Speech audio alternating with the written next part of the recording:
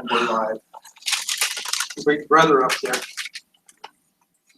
Is it audio or just video? Both. Yeah, they're ceiling mics, so They will be active. we Where's can the hear camera? we can hear you scratching your Where's the camera? right here. But Oh, right so now, it is right video. now we're just Yeah, Mike, you want me to try to set up the meeting next month over at Loeffler and see if that. Next month, we aren't having a meeting. Oh, we're not. Yeah, social. And social June is after here. the We can set up 360. August there. So June is already set up here? We're not having a meeting in July? Yeah, we are. Well, we are. We can do July too. July. July or August. Let's see if I can line it up. If we want some time, we can stop by there and check it out just to see. It's about this size roughly. Scott, is that the Loeffler over on Cedar you're talking about? That over that way, right? By the, across from the airport? Yeah, across from, yeah, by Walmart, yeah. Wilmington. I'm not Oh, gonna that argue. one, okay. Yeah, Yeah, it's on 494.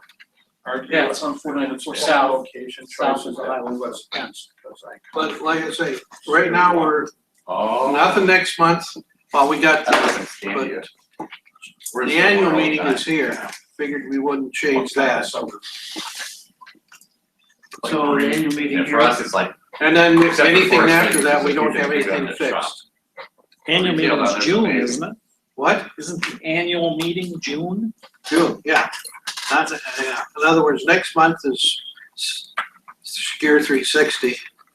And then the month after that is when our annual meeting is. Do we have like a? Oh, I had, Anybody lined up for presenting during the annual meeting, or is it just all annual meeting? what? Do we get a presenter in our annual meeting, or? If I find something worthwhile talking about, last couple of times I've been talking about, I talk myself. That's cool. well, you know, the annual meeting won't take long, but also just, I think an annual opportunity to discuss where are we, where we do want to go, where do we want to go? Are we meeting the requirements of the users? Are there any new needs that we need to address? You know, Yeah, I was just curious for the MailChimp thing. I gotta put something on there. But, Annual meeting in June. don't look like the 19 people that have signed up yet. No. I know that there was one guy who emailed today and said he was coming in on Hangouts, so. It's 4 minutes early. You know, people don't like to get places early, and means a lot of sitting around. Those people do. I always do. An hour early to my morning presentation, mostly because I couldn't remember whether they started at 7 or 8, so it was 8. Should've known. I only get early if I'm presenting, if I'm not.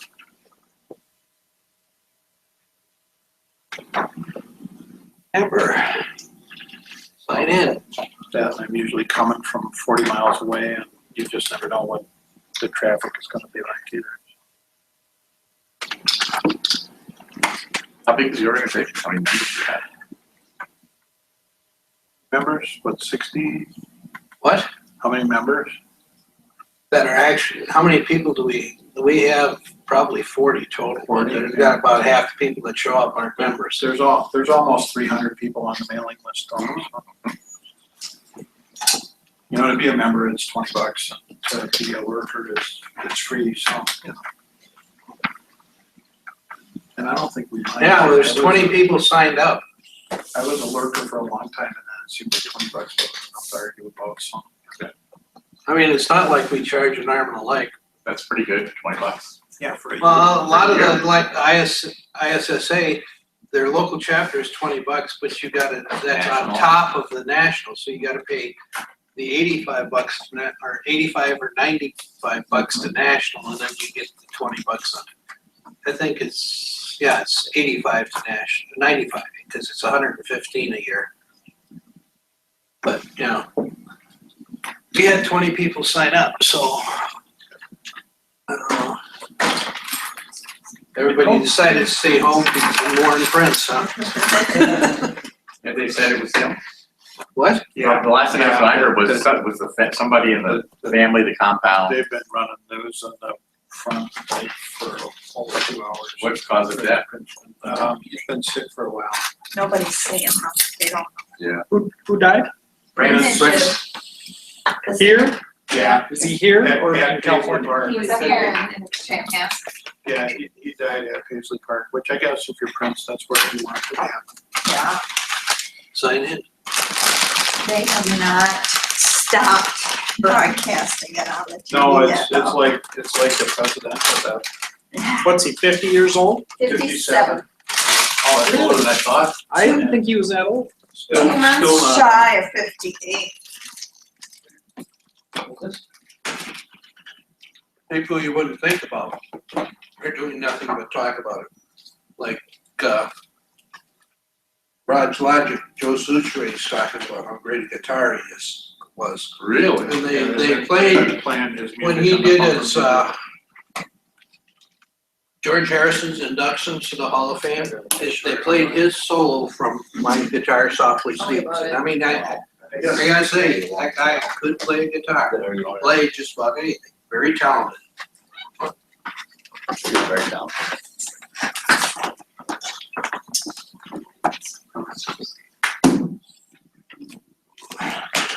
No kids?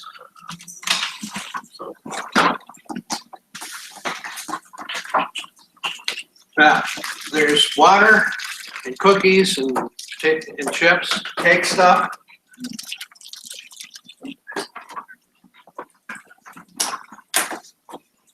Is that your form? Sign in. I grabbed it. Yeah.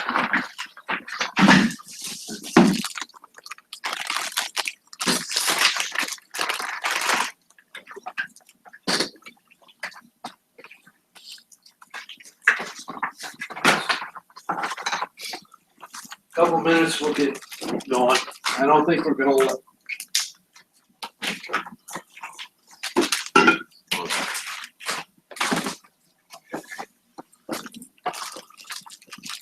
We're Friday As of April 1st, yeah.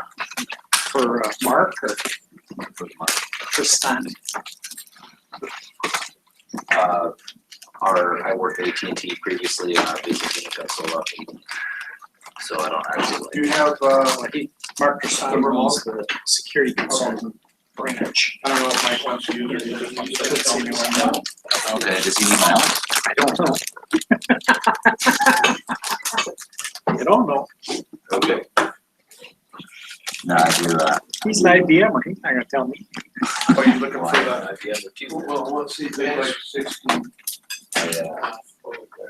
I'm a security consultant for web hosting, And the rest of them you can just ignore. commerce clients. I will ignore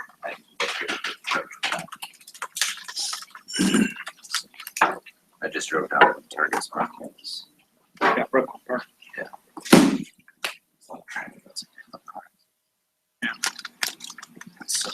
So is Noreen Phillips still? Yeah, actually, I won't. Tell Noreen that you spoke with her. What would you? Okay, do you have your name? Just, hey, there was this old bald guy.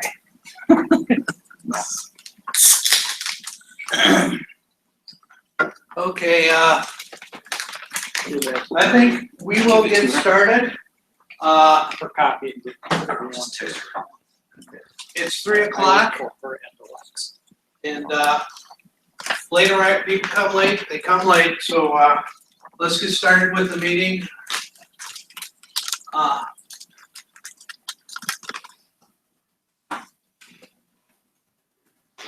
She not working too? No kidding. Do you know any others on the target again? Not You just got married from a different. I Okay, just know it's working now? Yeah, I just have a question about she was my manager. the application. Okay, welcome to the, local chapter of the ISC squared Twin City area chapter. For you people that aren't members, it's very cheap to become a member. You don't have to have a certificate to become a member. It's $20 annually, and it gets you a $50 discount for the Secure 360. You're going there, so. We have applications here, and if you want to become a member, see me afterwards. And I have a I can take the check, the cash, or I actually have a square where we can actually attempt to, wait a minute, no, I can't, I left my phone at home, so no credit cards. Or on the websites, that's. So website, you can do it on the website too. Simple that way. You mentioned the websites, yeah. Okay, here's our agenda, we're gonna have a chapter update. Gonna try and do it a little quicker than before because, one of the comments in our survey from last month was, we spend too much time on the chapter update. I personally think you need to know where we're at, so you keep informed as far as what we're doing. We're gonna deal with upcoming events in the Twin Cities, and then our presentation, you can run, but you can't hide mobile phone evidence collections in civil and criminal litigations. Board and committee reporting. President, that's me, Mike James. CISSP study group, we've had our 5th meeting. We still need it's going great. We're actually having people joining in midstream. Bob has been going to meetings, you think it's definitely worthwhile? Yeah, absolutely. And they've actually had a couple sub-study groups go, so we meet every other week. And the week that we're not meeting, these sub-study groups will meet. There's one that's meeting downtown Minneapolis and one that's meeting over at the State Building in St. Paul. And we plan on probably doing this again next fall, winter timeframe. We still need a presenter for the 5th domain, or 6th domain, security assessment and testing on May 24th. Otherwise, these guys get me or Curtis. I think Curtis might have someone on the line, but if anybody is interested in presenting on this topic, that would be great. I might be able to do that. Talk about it. Send a thing to Curtis. If you don't have his address, email address, I'll give it to you. Board and committee report. Next one is Vice President. Amber. Yes, sorry. We'd ask you if you didn't last time fill out the survey, that's on the chair, or on the desks. We're just trying to get an idea of what people want, if they want changes, if they're happy with what we have right now. So that will be very helpful if you do that. Yeah. The idea is we're here to serve you guys. We're just up here running it, but And we don't want to guess what you want. yeah, we want to do what you want because I'm dumb and I don't know what you want. Secure 360 is May 17th and 18th. We have planned a social on May 18th from 4 to 7 at the Eagle Street Grill, which is directly across from the River Center. This doesn't conflict with the Secure 360 happy hour, which is on the 17th, which is right after. And we made it early, which is slightly before 360 ends because everyone tends to leave early on the 18th. So if you want to stick around and have a drink, come over. We also need volunteers to help man the booth. Otherwise, you're just going to say yes Yeah. more. Well, it's depending upon what kind you do, but basically we need volunteers. So if you want to volunteer, just send an email to the board and fill a 2-hour time slot. If you let us know in advance, that's great, but if you're at the conference and you just got some empty time, stop by the booth and Yep. there's only one person there, like, hey, I can hang out with you, or if you wanna go take a bathroom break, I can watch the booth, for half an hour. That, even stuff like that helps out. The other thing that's good with it too is the fact, if you supplement, maybe just helping you supplement between, the busiest is when, between the classes. So we need help at that, during those times. If you can't commit to a 2-hour period, just come in and help us out between sessions. Anything else from Secure 360? I don't think so. The agenda's out, so if you go on the website, it's all up. And download the app if you're into apps. Board report, secretary, the ISC squared told us that our secretary was not a valid board member. You can belong to the chapter without being a member of ISC squared, but you have to be, have a valid certificate, or ISC squared certificate to be a member of the key positions on the board. You can be a committee chair, but you can't be president, secretary, treasurer, or program, not program, Vice membership. president. Membership, Yeah. Those four have to be offices. Now, since the vice president takes over from the secretary, we have made it so the vice secretary has to be one too. But Bob was our secretary, and he's no longer that. Are you Renee? No, Renee, She sent an email saying Yeah. she couldn't make it at the last meeting. okay, well, we had someone volunteer. She's gonna serve until our elections in June, and we're gonna deal with it then. Treasurer, anything to report? Well, we're doing good financially. We've always been, right now, because we have a lot of funds for the classes, we have about $6,000, but most of that is gonna pay for food for the classes. So we've got $2,500 range for an organization our size. That's just fine. I mean, we aren't a real rich organization.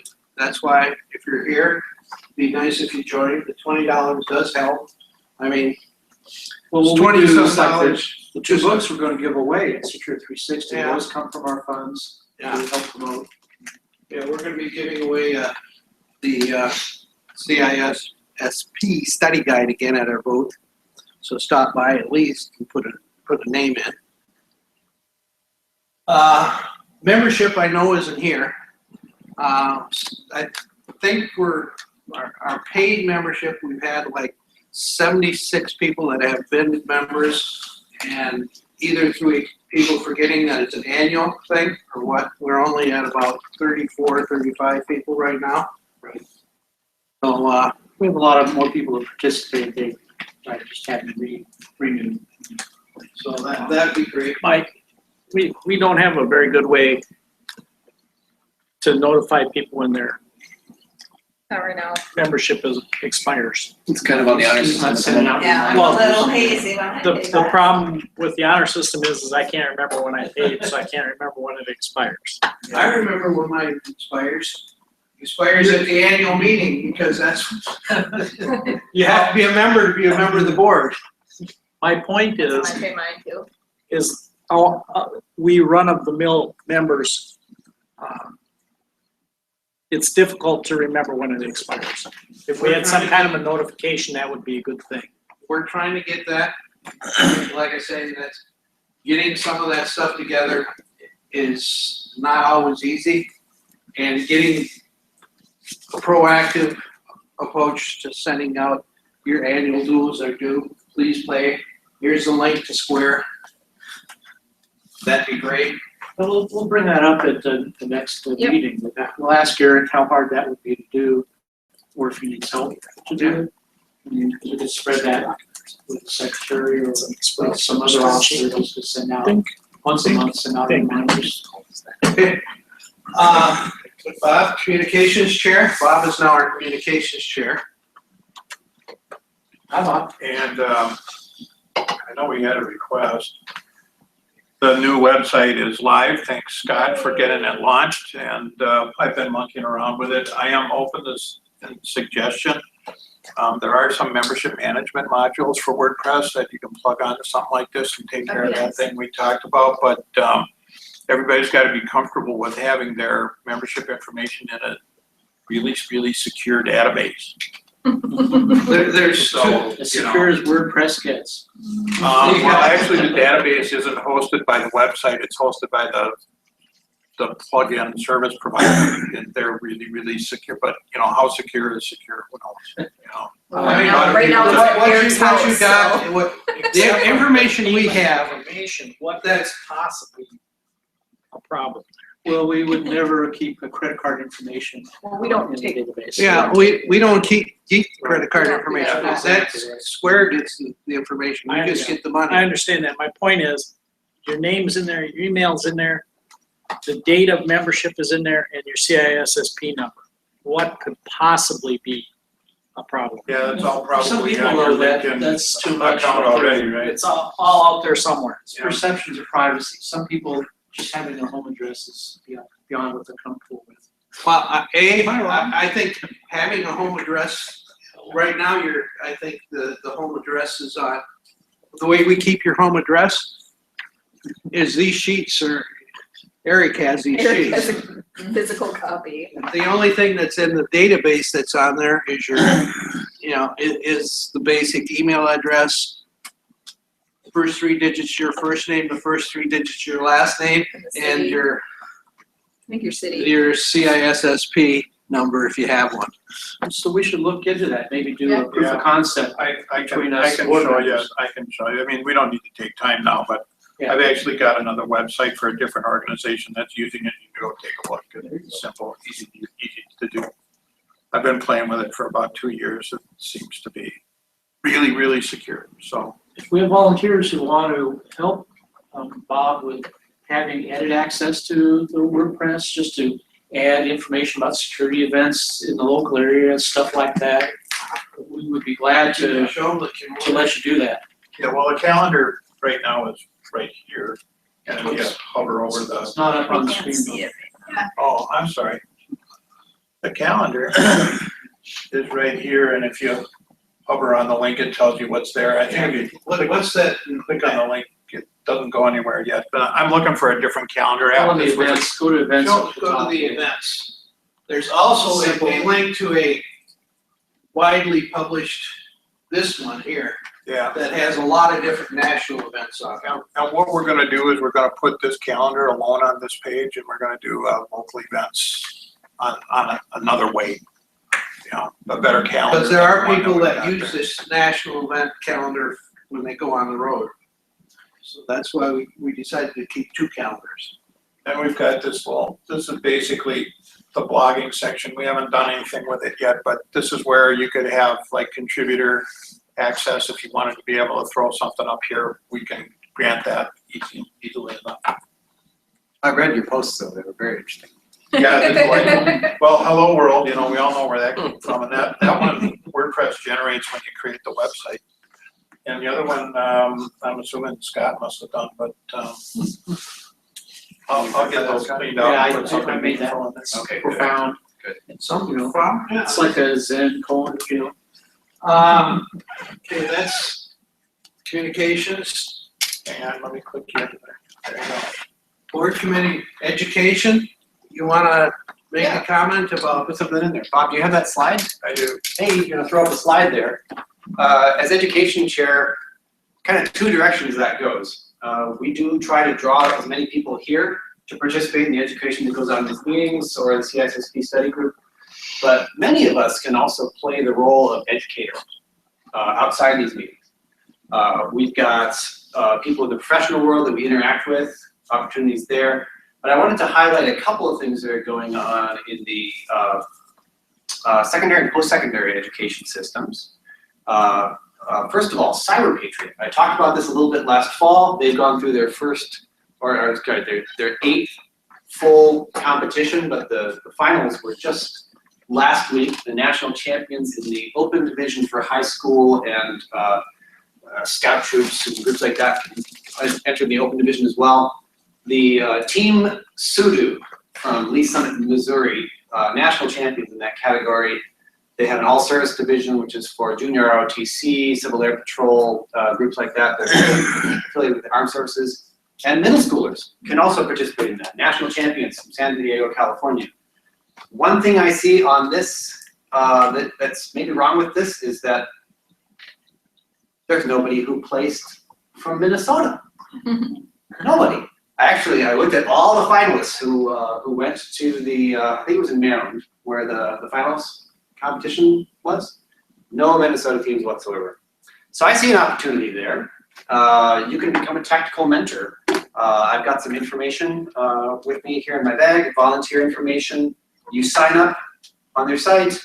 You advertise yourself as a volunteer technical mentor. Any team in the area, it might be high school, it might be a civil air patrol squadron who says, hey, we could use a technical mentor to help our team really rock in this upcoming competition. So that's a good opportunity. Secondly, something that I just recently was looking into a little bit more through the Minnesota Cyber Careers Consortium, another great group that has an exponent in their name, MMC3. Together with Minnesota Innovation Lab and Advanced IT Minnesota, they have an annual competition, the Minnesota Collegiate Cyber Defense Competition. Now, all the teams in this competition are from Minnesota, but there are about 10 higher education institutions that have teams, and they need volunteers, not necessarily to run the teams because that's a school thing, but you can be involved in judging, that's the white team. You can be involved in site hospitality and IT, technical stuff, that's the black team. The gold team for administration, or if you are so skilled, you could be on the red team, which are the professional hackers that go up against the students in the competition who are trying to defend their little networks. So these are both really enjoyable way for us to ensure that young students are getting grounded in the IT field and interested. Please contact me, education@isc2tc.org if you have an interest. Thanks.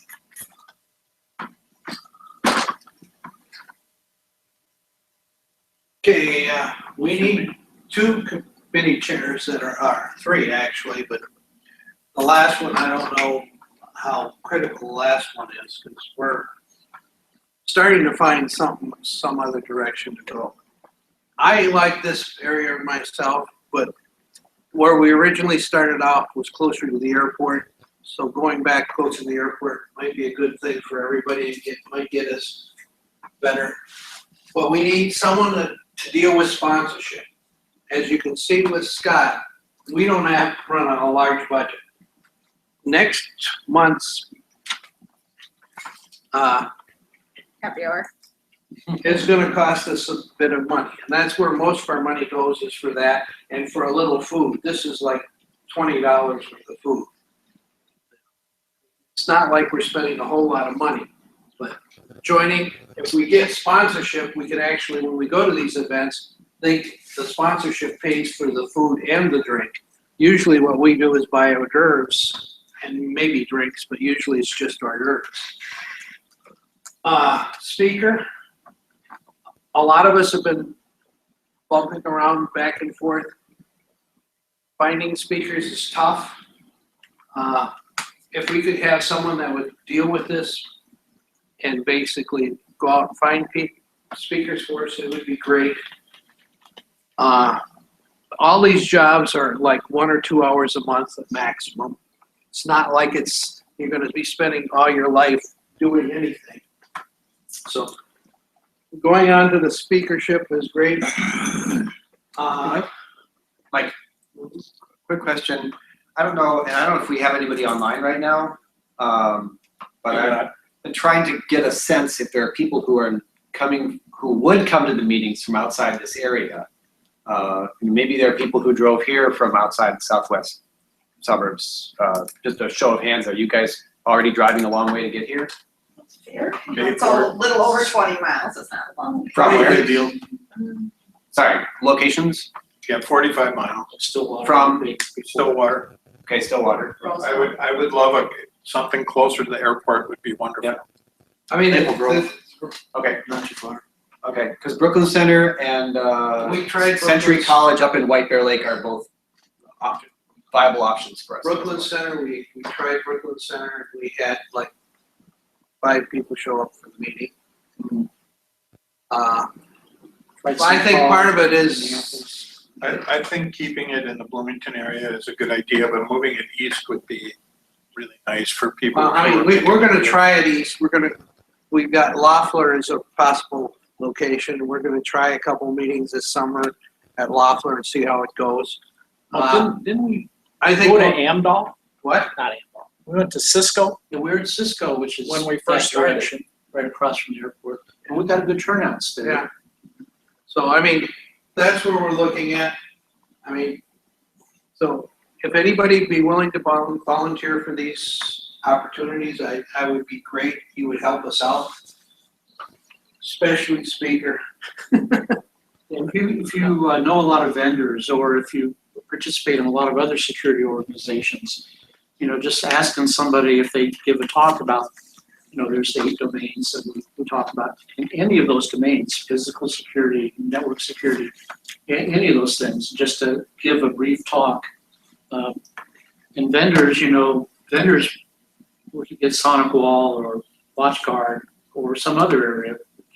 If we just ask them, they would probably sponsor and pay for food. So, Like I say, going forward, easy to do. next one is our annual meeting is June 16th. It's going to be here. Election of officers, treasurer, membership chair, secretary for the remainder of the term. In other words, these 2 other ones would be a 2-year term, and the secretary would be just the completion of the existing term that's out there. We need 2 members to be on, 2 or 3 members to be on the nominating committee. Anybody here want to volunteer to be on the nominating committee? And it can't be officers, because the officers already are on it. It only takes a little bit of time and mostly by email. If you're somebody who's not planning on running in one of the offices, you'd probably be a good candidate. All you need to do is attend the annual meeting, and you with the other person take the vote count and make sure you agree, and basically certify the ballot. Yes, I can do that. You're already on it. Well, Yeah. Everybody on the board, we've got to have 5 members, But am I and officially- I can't be on it. You're a board. He's got one of the officers, and he's not going to But run for one of the if you read the officer bylaws, Really? yeah, we want, Oh, man, okay. I mean, basically, All right, let's you, not have a bylaws Amber, fight here, me, and him are on it, and we need 2 members. And I'm on it, and I can't vote because I'm the president. but, okay, so we this is a need- grassroots thing. You're drafted. Yeah, we need some super delegates. That's basically it. We need people that aren't on the board. Well, if they're going to attend the annual meeting, and they can spend 10 minutes to count ballots, and they're trustworthy, which is everybody here, then So anyhow, I would be willing to do it, but I'm not trustworthy, so. okay. We'll take you. Take your name, It amazes See me people afterwards. think I might be trustworthy. that's good. We got 1. We don't have a second one? We need somebody to watch Okay, that. we got enough people to be on the board. I mean, to be on the committee. So that's good. Thank you. I appreciate it. See me afterwards, and I'll take your name. make sure you get the email addresses, and we'll create an email address for Yeah, we'll check. nomination. Yeah. Sorry. Okay. Upcoming events, before the Secure 360s is basically a hacker conference, MSC conference on May 14th. Union Depot keynote speaker will be Bruce Snyder, which if you ever heard him speak, he is dynamite. Excellent. Cost is $50, but if you use this code, you get half off. But it is a weekend. It is a weekend, it's definitely a Saturday, weekend, Sunday, no. and it's the weekend before. And it's basically, it's gonna be, How many people go to those things? I've never been. I'll tell you, I'm signed up, so I'll tell you how it. and like I said, I got things going on, I don't know if I can make it. Saturdays and Sundays is right after chemo, so that's a little rough for me. And the other one, data connectors, now, it says it's $100. I don't know anybody that's ever paid a dime to go to a data connectors. Just find one of the vendors. We aren't gonna sign up to have a booth there because it's not really our work. They do have some breakout sessions. I've been to them in the past that aren't too bad to go to. It's a free one-day seminar if you find a vendor. And like I say, any vendor, all you do is go to their data connectors website, find the thing, and then email one of the vendors, and they'll give you a ticket for free. Like I say, I've never heard of anybody paying for it, but I might go to it because it's about 2 miles from my house. you want chances to walk through and talk to a variety of vendors, it's a good chance to do Yeah, that. and they use, actually, some of the talks are pretty much vendor neutral. Some of them aren't, but some are vendor neutral and some are fairly good Sponsored by talks. vendors, that's right. Yeah, there's, That'd be a good place to get sponsors. Yeah, like I say, I'm gonna go to that one, I'm pretty sure. I gave a talk on wireless a couple of years ago, and there was a lot of people there, like network administrator level people. And if you want to just practice your talk, pass it by some people, or you want to reach that particular market, that'd be a good opportunity for a consultant or something. You can volunteer at Data Connectors and tell them what you want to talk on, and we'll squeeze you in someplace. Okay, that's it for our free stuff. As you said, 15 minutes. Yes, sir. Hey, one other upcoming event is on the first weekend in June, like the 6th and 7th, somewhere in there. The Friday, Saturday is a B-Sides event. Oh, geez. Downtown. Send me the information, we'll put a link to it. Okay, yeah, I've never been to the Minnesota one because I just moved here, but I used to go to it in Austin, Texas all the time. It's a pretty good little DEF CON, mini DEF CON. Send an email to communications and he'll put a link up. Okay. Anyhow, you can run, but you can't hide. Mobile phone evidence collection in the civil and criminal litigation, not anything that's current. We'll read off of this because I'm reading backwards. It says, John Carney is the Chief Technological Officer and practicing digital forensic examiner at Carney Forensics, where he has been assisting clients with electronic and mobile device evidence for the past 7 years as an expert witness. He graduated from MIT Media Lab as a Bachelor of Science degree and is a lawyer in the state of Minnesota. So he's not only, he's a technologist, he's also a lawyer. So he knows both ends of this thing. Jeff, you want to come in? John?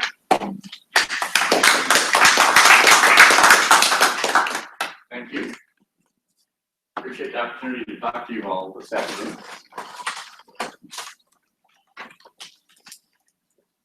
You're good.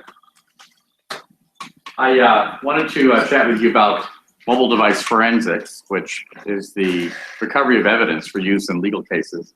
But in addition, I want to demonstrate for you one of the tools that we use to actually analyze this information once we've collected it from mobile devices. And I've also got some material here in the middle. I spoke at Secure 360 last year, and there's a little bit in here on mobile security, which is not very well developed yet, but it's coming along.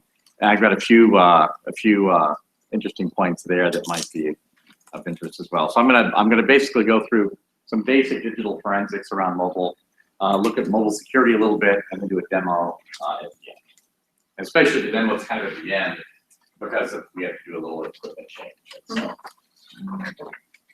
So this is our logo and our company name. I wanted to start. Oops. Very simple. like, totally up. Yeah, here we go. Why mobile evidence? Turning out that mobile evidence is like the best evidence. It's really critical because all of us here, at least in this country, have mobile devices. Landlines are very rapidly. How many of you still have a landline? Wow, it's more than I thought. And especially as younger folks are much more inclined to not have landlines that have gone completely wireless a long time ago. Almost all of us have smartphones. A lot of us have tablets, and we tend to get involved in our smartphone early. A lot of younger folks, millennials, will be the first thing they do in the morning, last thing they do at night is their mobile device. And the number of mobile devices is now more than on planet Earth. Just in our household, 2 of us, how many do we actually have? And that's exclusive of like our lab safe, where everything really is. It's involved with client work, but we have 2 to 3 times as many mobile devices than people in the household. So it's a big deal. It's moving forward very quickly. And so if there's that many devices, if devices are so popular in America today, then there's clearly going to be evidence. These devices are very sticky. right? They capture a lot of information. And so in fact, Gary Kessler is a professor and mobile device forensic examiner, a friend of mine for years. He has said recently, phones have per megabyte much more probative, much more material, much more interesting evidence than the old-fashioned computers, hard drives on computers. Computer forensics. Mobile is much more likely to have the good stuff that you need to win, lose, or prove the case. And we handle computer forensics, we handle mobile forensics, and we do cloud forensics. And by far and away, mobile is where it's happening. If you've got a big case, we've done a lot of distracted driving cases recently. The evidence is on the mobile device. And whether if it's divorce, if it's an employee case, if it's a homicide case, what have you, it's probably in the text messages or mobile apps on a mobile device. It's not in that desktop computer sitting in the corner. It's not likely the place where the real most interesting evidence is. So what can we get? We can get, let's try this pointer. There it is. This is sort of the obvious stuff that you would expect. Email goes through most of these devices. Documents now, you can get a lot. It's amazing number of documents we find: Word, PDFs, Excel spreadsheets. A lot of documents on mobile devices now. Multimedia, messages and text messages, SMS and MMS, lots and lots and lots. I'd say half of our business is deleted text messages. Typically one conversation between the person who owns the phone and some other person. That's probably 30% of what we do. Is that report, which includes live and deleted text messages between the owner of the phone and one other person.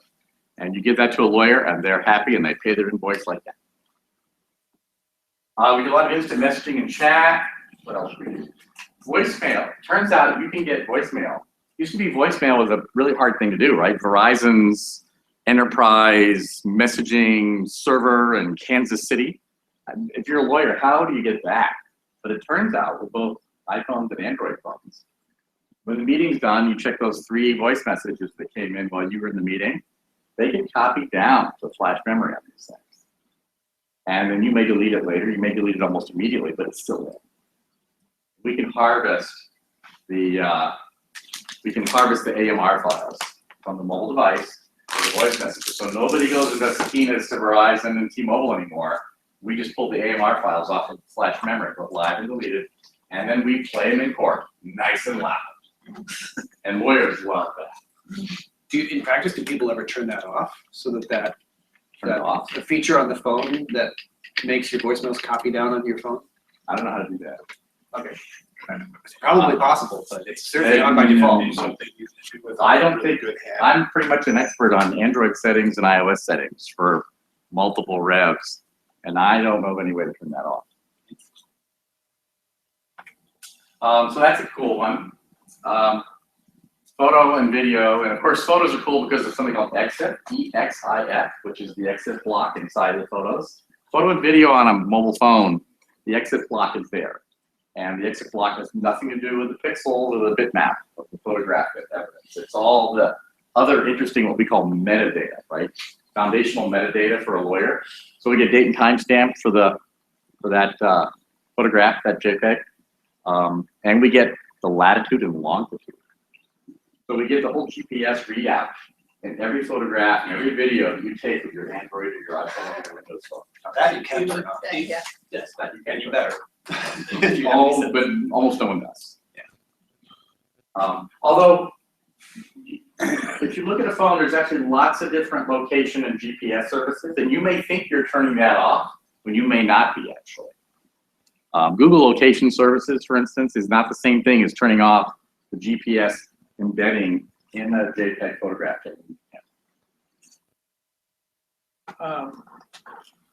We hear about these page go phones. I can't. What's the name of one of my Yeah, burner phones. burner phones? They have about 10 names for them. Now, Page you go. are they as sophisticated in terms of all of this discoverable They evidence? didn't used to be. I started doing this 7.5 years ago. We had all these old feature phones, right? Flip phones and slider phones and all those proprietary operating system phones that didn't have any apps. And course, the burner people, like Virgin Mobile used to be before they got bought, the Track Phone and Boost Mobile, all the burner phone people had these cost-reduced, low value They feature would make a phones. call and receive a call. And not much else, because they're basically giving you away the phone because they're making their money on the minutes, right? Whereas Apple and Samsung make the money on the handset. But that's all changed. Burner phones now are almost never feature phones. They're actually low-cost Android. And low-cost Android is everything that we know how to do. Low-cost Android is all of this, and from a forensic point of view, we can get all the evidence. So the whole burner thing has changed radically in the last 2 years. By the way, burner phones are really used by criminals, Yeah, so what are the criminals using now? especially drug dealers. Yeah, so what are they using now? They're using Android burner phone. Okay. And your average drug kingpin who uses a burner phone, which today is a low-cost, cheap Android, he or she will cycle through 2 phones a week. And I think they're all, And they just go in the trash, right? no, they don't go in the trash. You know where I think they go? I think they go to the Mississippi River where 94 crosses from Minneapolis into St. Paul. I swear they're 8 feet deep. No, you can't throw these away. You cannot get rid of this. Every phone I've had since 1998, I still have. Because you can't destroy these. We can get into these, you get everything. And if you think you've destroyed it, you have it. The only way you can really destroy these is to shred them. The service is now where you can shred a phone or a hard drive, much like you would a paper shredder. And that's the only way to get rid of it, because the memory chip is still there. And we have techniques we call JTAG and chip off, or actually chip off even more so, where we actually remove the chip where the memory is, and we actually can read it. So you may put this under a truck tire and get rid of it, or you may hammer it. But if the chip is still on the motherboard, we can pull that off and do everything. And the government has something even more than that called micro read. What about like microwave oven, like you see it, Mr. Robot, does that really do any good? Or? I just don't have time for that stuff. But most physical forms of destruction of a mobile phone will not do it. I don't know about mobile phone. The battery in the mobile phone is going to probably cause you to cause a personal injury in your household. Yeah. Because a battery in a microwave is disaster waiting to happen. Yeah, but you can always break it open, pull the battery out, and then throw it in the microwave. Yeah, but what other components in there that we don't even know about? No, I mean, it's It's not a basically, good idea. I think there's a hard battery in these things too, because they keep time no matter what. Yeah, Somehow like they a have to- Secondary. Yeah. Yeah, there's this like I said, I still have all my old phones in my desk Smart drawer. move. Do never donate your phone to the Lions Club or to all these charities, because it's still full of. Or sell it. There's a lot of evidence in a phone, even if you wipe it, even if you factory reset.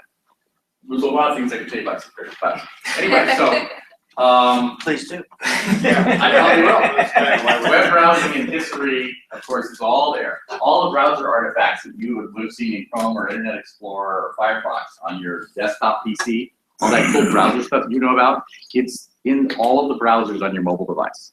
It's in Chrome on Android, it's on Safari in iOS, and all of it is still there, same form that it would have been on Windows. History, even deleted history. Everything, more, way more than just history. Social media, of course, and then apps. Apps is the sub-theme of this presentation.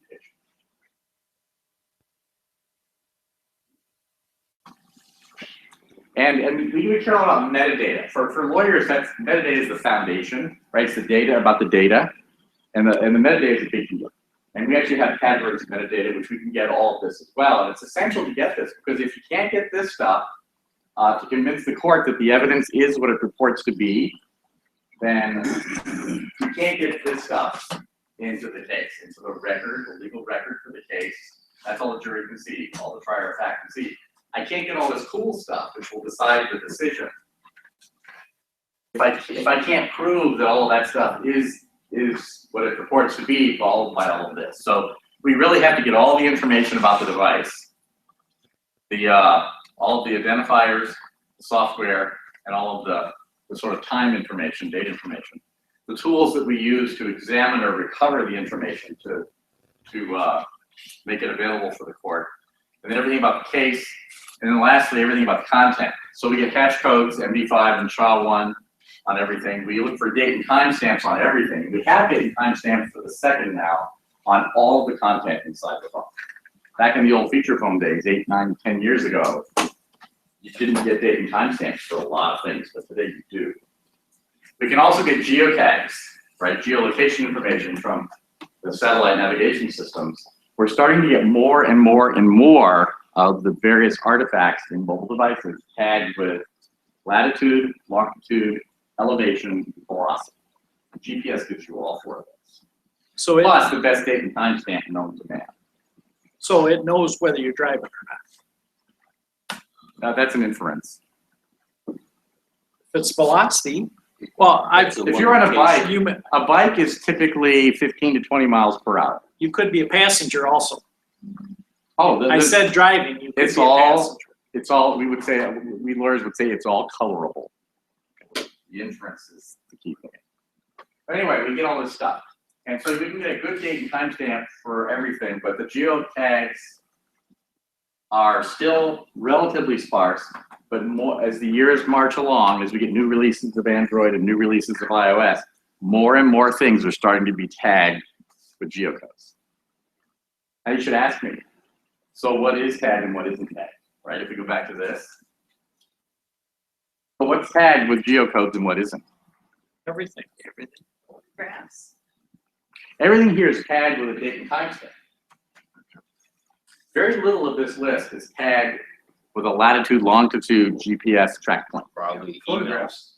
Emails? Probably not. Browser history? Not Like photos and pictures. Photos. Yes. major here. What about Photo browser? and video are very nicely tagged with all of that. So the excess block I talked about. Yeah, what about browsers? The browsers, a lot of the browsers Geotags? are pointing back to asking for location. Well, this That goes up is to not the there. server. That goes up to the You site. may get a Or- link, you may get a URL that will take you somewhere with maybe something going on, but individual browser history and other browser artifacts, there's no, at the time that you go to visit a website and you get a URL in your web history, that is not geotagged. But an app that has geotag, that basically tells you stuff. There may be some, well, I'm going to give you apps in a little bit, I'll show you A some. running guide or a bike guide. What about emails or text messages? No, actually, it turns out, good old fashioned SMS, short messaging system. Now that's good old, plain old telephone service, right? Nope, nothing. SMS is actually, I'll show you a slide in a minute, SMS is declining, it's falling off like a cliff. However, multimedia messages, right, all multimedia messages, MMS, all this is SMS with attachments. And it's called multimedia because most people will attach a photograph, maybe a video, to an SMS message, and it becomes an MMS message. And the name is multimedia because of that photo or the video, which is essentially the attachment. But the attachment can be anything. Actually, I've seen a tremendous number of MMS messages crossing these smartphones today with the attachment, it's a text attachment. Like half of them are text is attached to the SMS. But if you're a teen or a 20-something, it's going to be a photo, maybe a video or a GIF. And that photo or that video that's attached, we can get a latitude, longitude mostly. The other one that somebody mentioned was, Can I have a quick question? It's the access to data from the sender or from the receiver of the multimedia message? oh, so she takes a photo and she attaches it to a text message, so it's MMS, and it goes to him, right? And so if I'm examining his phone, and I look at the MMS, I get to that photo as the attachment, and I go into the EXIF block, and so it's going to identify the make and model of the camera. It's going to have the date and timestamp, atomic clock caliber. Of the sender or the receiver? Oh, it's going to be at the sender. Yes, exactly. And then what about when they put it into their photo library? No, we don't get anything. It's from the The original. audit trail, everybody thinks, a lot of lawyers think, they imagine, that there's these amazing audit trails inside mobile phones, and there aren't. Takes up excess space to do that. It's not in the operating system. People like you write the code, and the date that something is deleted, sometimes it's recorded, but not usually. Not usually. So in testimony, you might use the metadata to show that this fingerprint phone does belong to this person. And then there's some text messages or other stuff, and some photograph may be taken at the same time that links where they were when this other conversation took place. Oh yeah, that's what I do all day, is I put it all together. Yep, I weave that foundational. I use this. This stuff is really good and goes to the merits of the case, the substance of the case. But when I'm trying to, what am I playing? That's stuff. But when I'm doing my job. Well, anyway, imagine everything was up here before. That's when I'm really exploiting. Click it up. There we are. This stuff is my bread and butter. Take a look. So yeah, it's putting it all together. It's Sherlock Holmes City is what it is, and it's fun. Question? Yes. Have you found exculpatory evidence? Every day. Pursuit of these things. Every day. Things that say, it just can't be sold. Almost every day. But it's by inference, and I have to actually write a legal brief, an affidavit, where I put it all together. And then I conclude as an expert witness, right, and I have special powers according to federal rules of evidence. In this area alone, circumscribed, very narrow, I have powers of observation and findings, And inference. and I put it all together and I write my affidavit, and I actually learned how to do legal writing, so the judge and the jury actually understand what I'm saying, and I oftentimes find exculpatory information. But I put it all together. It's not easy. It's not like a cop, just out of the police academy and spent 2 months doing this. That they're not going to have. No. I can see where there could be threads that go on for weeks and weeks, for example.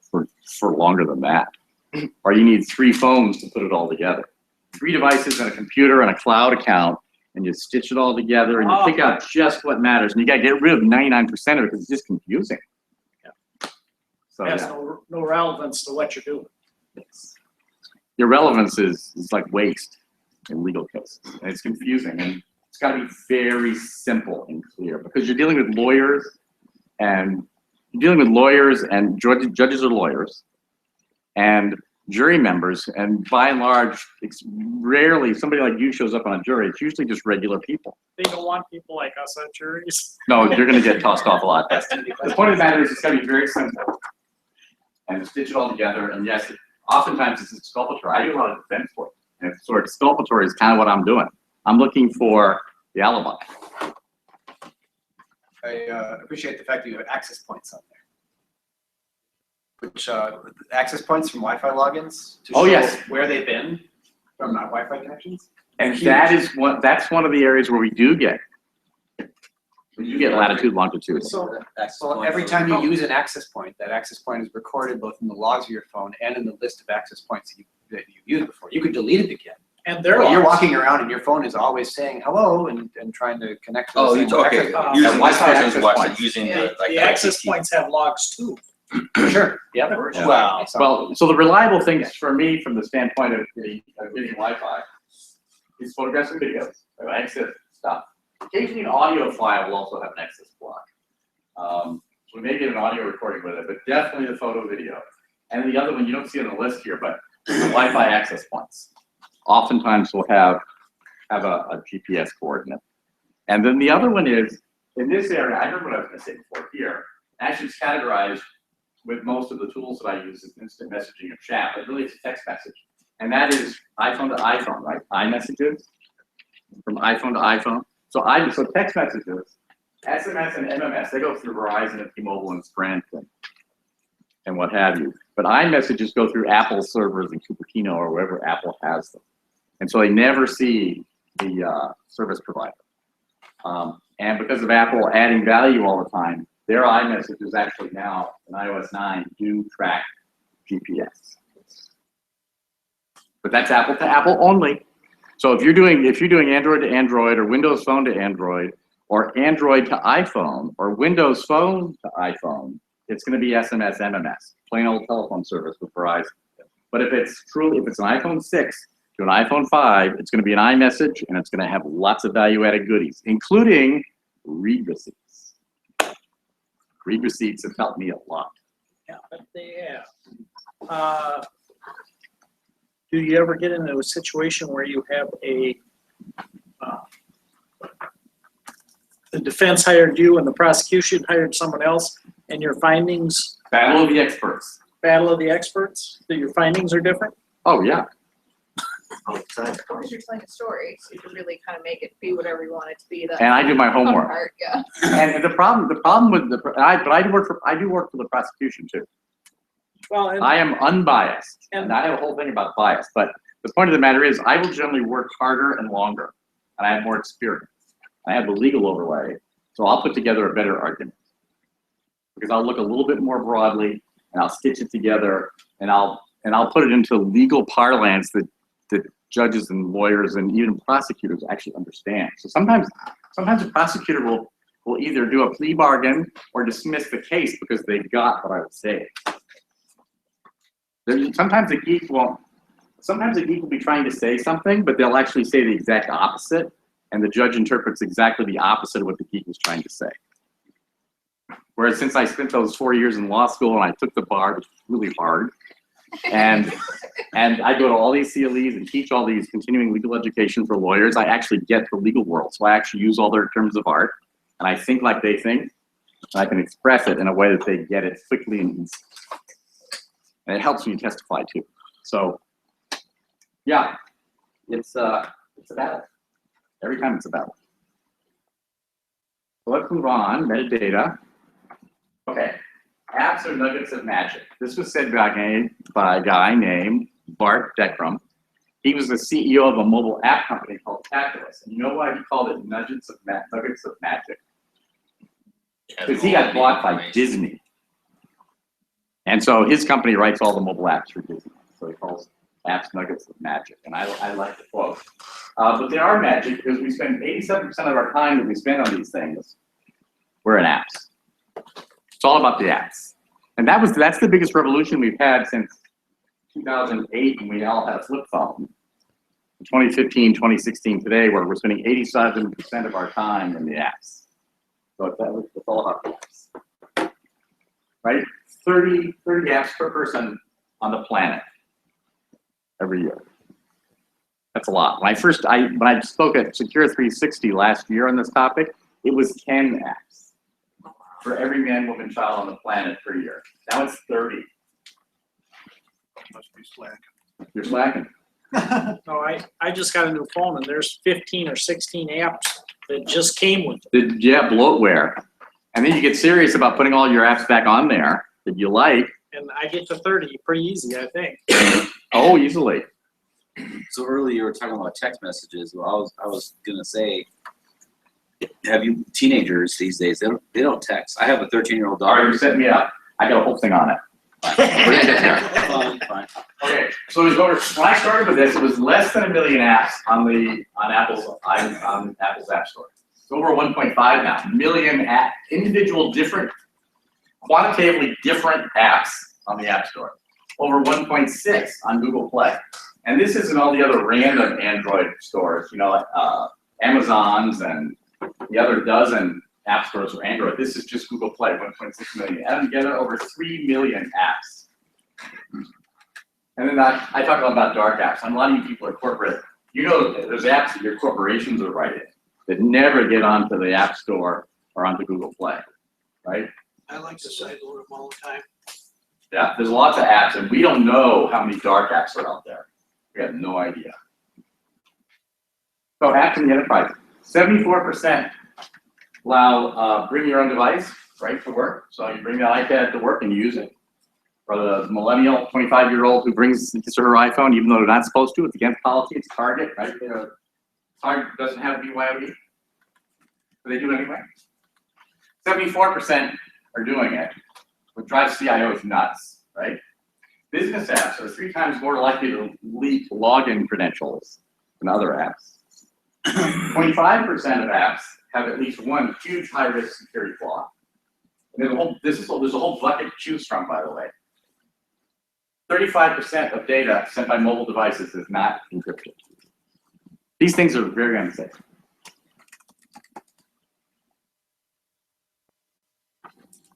So these are the categories to watch.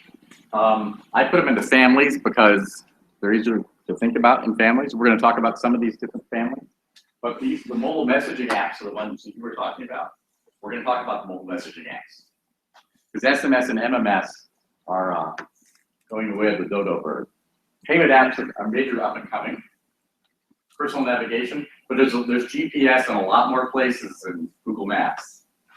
As I'm finding, I found it in my last case, exculpatory case. Oh, there's GPS everywhere. And all the rest of these. Spyware, which we do a lot of family law. It's called spouseware. I'll bet it is. Okay, mobile messaging apps. So these are a few. You might not know all of these. Tango is huge. I bet, who knows about Tango? Who uses Tango? Tango is like the 5th largest mobile messaging app in the US. Kick Messenger? How many of you use Kick Messenger? This started in a dorm room outside Toronto. You probably all know about iMessage. Everyone can do it on iPhone. Facebook Messenger is huge now. This is Korean. This is Japanese, the emoji. With the big 800-pound gorilla in the corner. Google Hangouts is up there. Yeah, sort of. The 800-pound gorilla in the corner. How many of you use WhatsApp Messenger? Okay, WhatsApp just was bought by Facebook about a year and a half ago. Huge messaging platform, internationally significant, big, big, big, big. In fact, WhatsApp Messenger handles more messages per day than SMS by all service providers in the world. They do more per day. Forget about everybody else.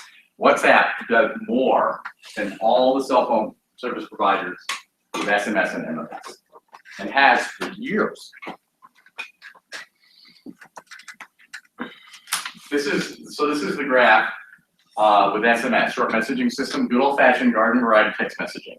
It grows like a rocket, and then starting about 2011, it starts to die, and it's really now. And this is just WhatsApp. And now we're 2016, so you can imagine where it is. Wow. That's why Facebook spent billions of dollars for WhatsApp messaging. But WhatsApp just announced that they're fully encrypted everywhere. Are they fully encrypted on the device as well? Yeah, they are, but we actually can get it. I have 2 tools that can get encrypted, can decrypt WhatsApp. Because we know where the keys are. I don't know where the keys are, but my tools do. Oh. It's a public shared key.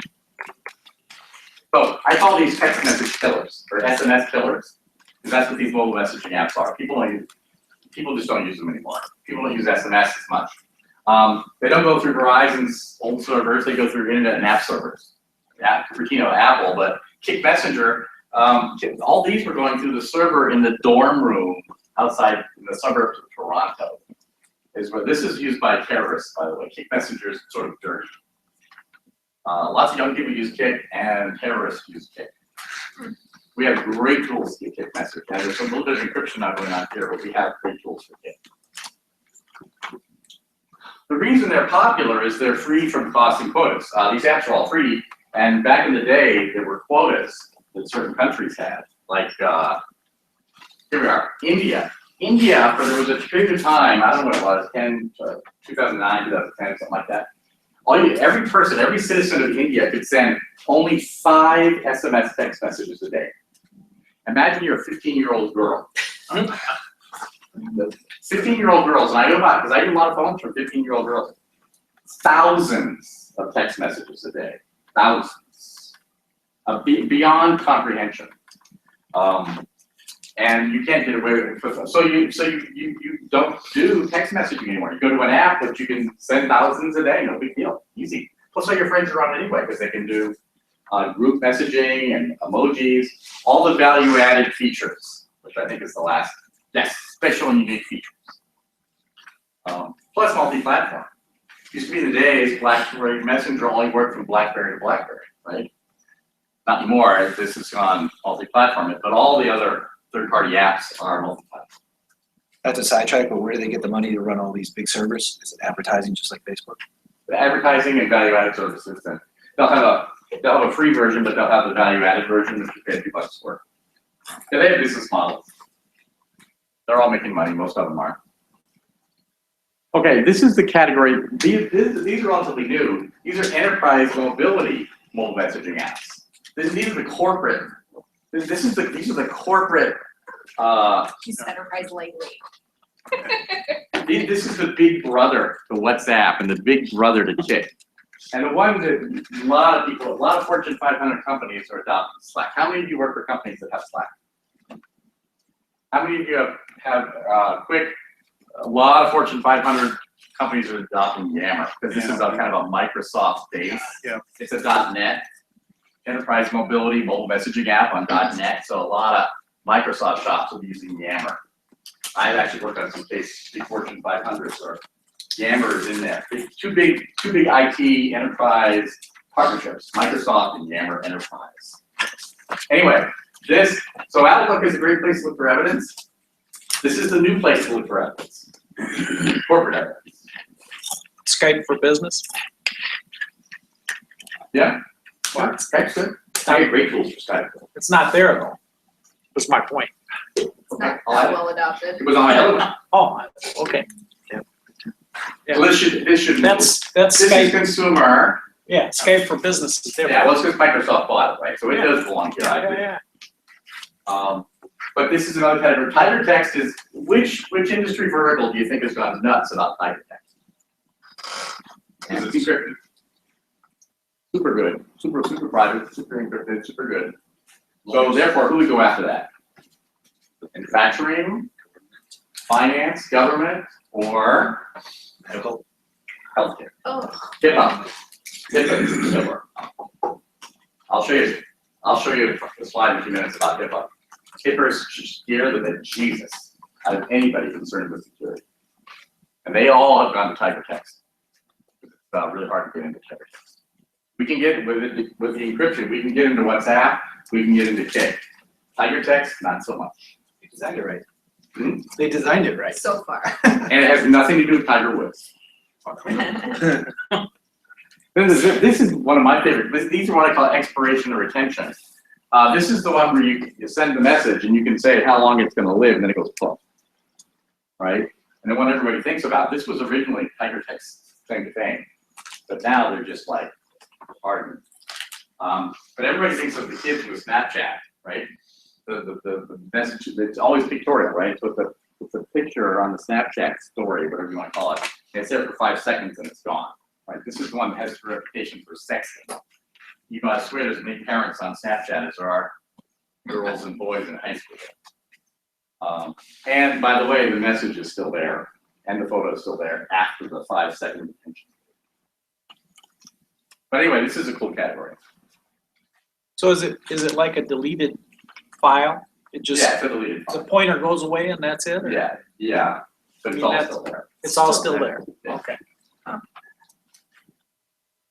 Yeah, all of this is recoverable. Oops. Social media, of course, all these apps on your phone, of course, are, we can data mine all of the social media stuff on mobile devices now. All the obvious categories. Cloud storage, very interesting here. To get, since it's increasingly documents are stored on the cloud, and we can probe the cloud using mobile tools and also using sort of indigenous cloud recovery tools to get information. The personal navigation app. So you had this GPS unit years ago, right? The Square Garmin, and you used it in your dashboard of your truck or your car. Now, of course, it's the smartphone is there. You're running Apple Maps or Google Maps in the same way. Having, quite frankly, I put this picture together a few years ago. I've done I've done working on a third big distracted driving case now, and I got 3 more on the hopper. And if this is powered on in my car, it's in the glove box. And sometimes I'll turn Bluetooth on and I'll play it through my infotainment system, but it's a radio, because radios are illegal. And audio is a data type, and car radios are legal according to the statute. But heaven forbid, you should be reading or composing a text message. Don't ever be in that situation, ever, ever. And don't even, if it's sitting in the little cubby, it can still be perceived that way.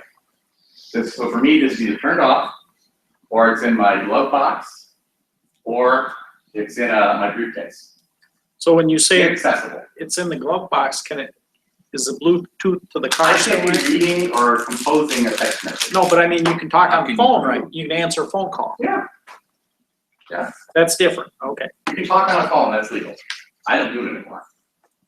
If a call comes through while I'm listening to a podcast, or Pandora, and the phone is in the glove box, this is all personal opinion, by the way, I'm doing it to you, but I can't tell you how many distracted driving cases are out there in the world today, and even in the state of Minnesota, where a county attorney charges the case after a horrible accident. And if a text message happened to come through, it can be, the whole notion of the inferences about it can be taken way out of proportion. So the only real safe way I know to do it is it's off, or it's in a glove box where I can't see it. Or it's in my briefcase where it's completely out of my purview. I can't get involved with in any shape, form, or fashion. So there's one part of what you're saying, I totally agree with you, but there's one part that I'm not following or I don't understand. Good. If a text message is coming in, I can't control when a text message comes into my phone. But So whether it's it's delivered. But wait, whether The it's in the delivery glove date. box or in the cubby, your phone doesn't know that, oh, well, I was actually in the, These things glove have a mind of their own. The use case, there are use cases where where text messages or even app messages can be read. And by read, I don't mean a human interaction where it actually hits your brain and you thought about it, but rather where the flag or the bit is changed from delivered but not read to read. And I would call that open.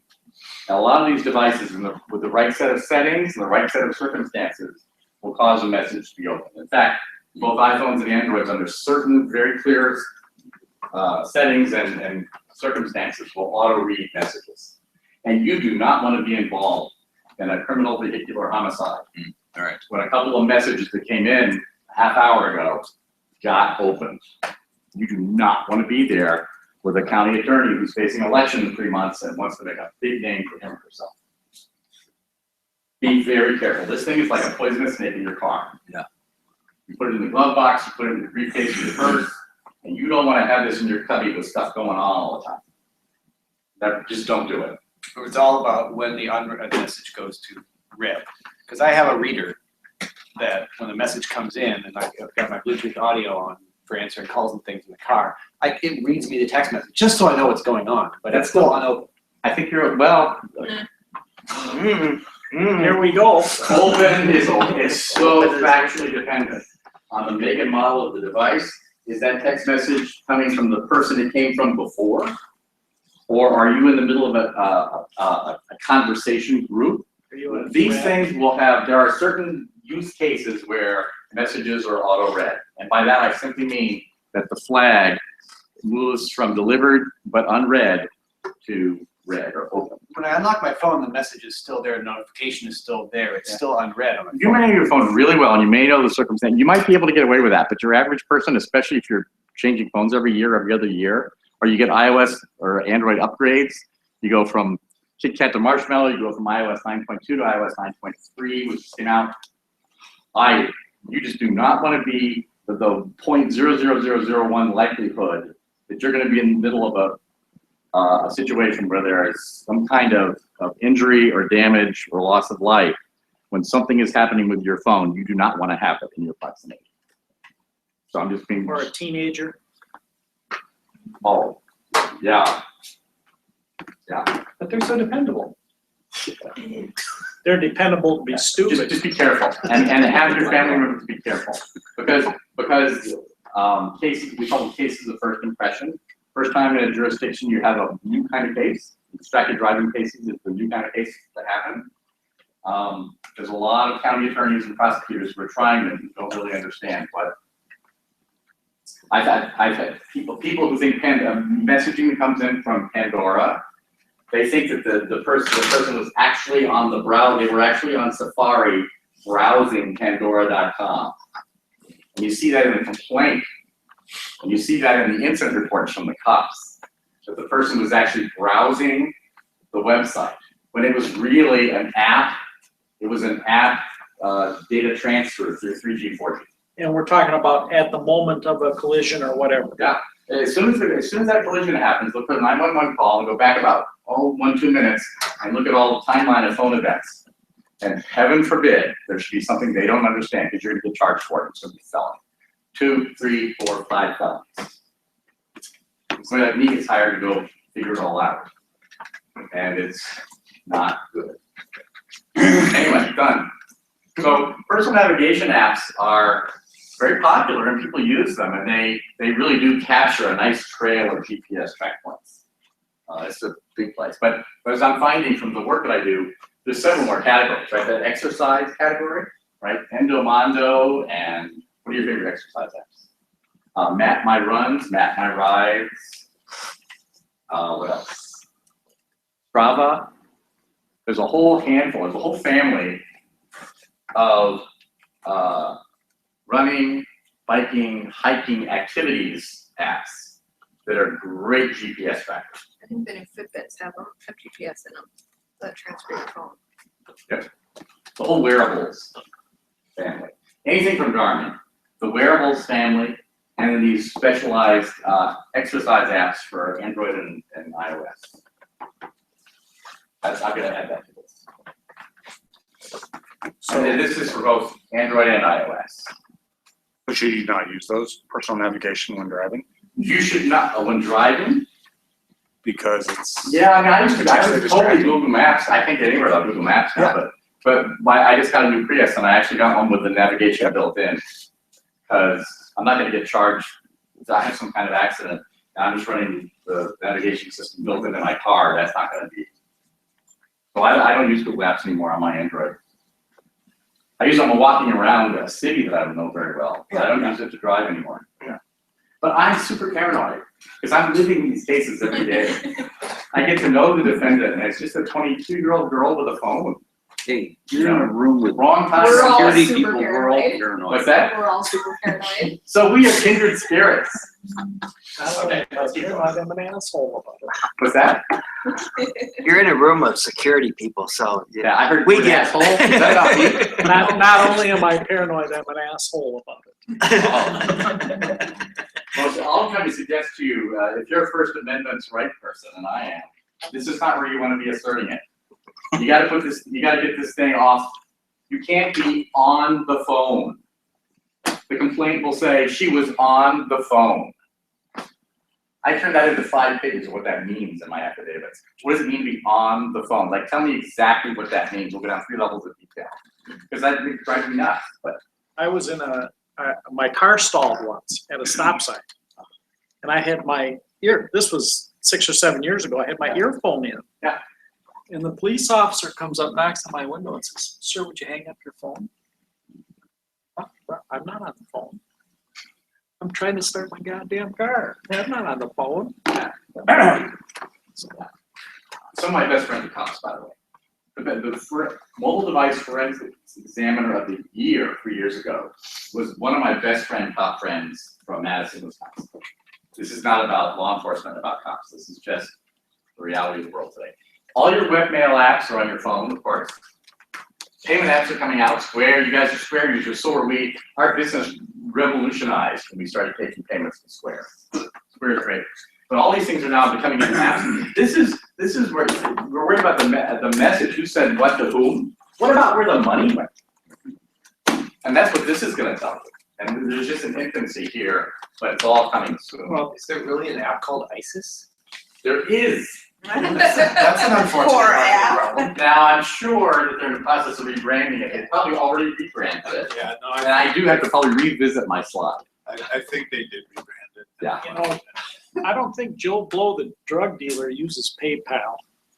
I don't know. It's all cash. You gotta go to find a person illegally selling drugs. The So guy this is renting a where, room this is where the demo should be, like a cop. because you're all thinking about all this stuff we just discussed together about messaging and about GPS and all that stuff. And so now I'm gonna I should be showing it to you, but because we don't want to switch the VGA table over and everything else, I'm gonna jump quickly into app security. Okay, just let us know when that time comes so we can all turn our phones off. You should have turned your phone off a long time.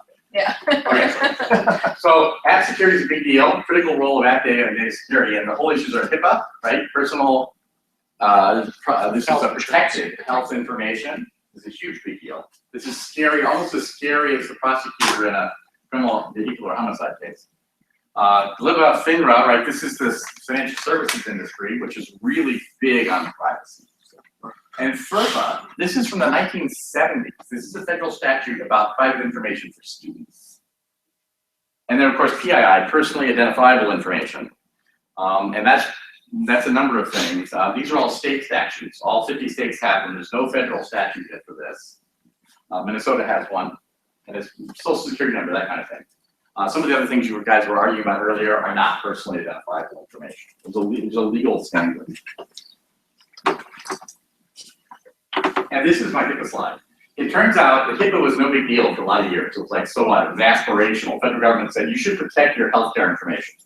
But if you don't, so what? And then the high-tech amendment to HIPAA came along a few years ago. And now there are both fines and there are penalties. And some of them are fines and some of them are jail. And this is basically it. If you didn't know, it's a little cheaper.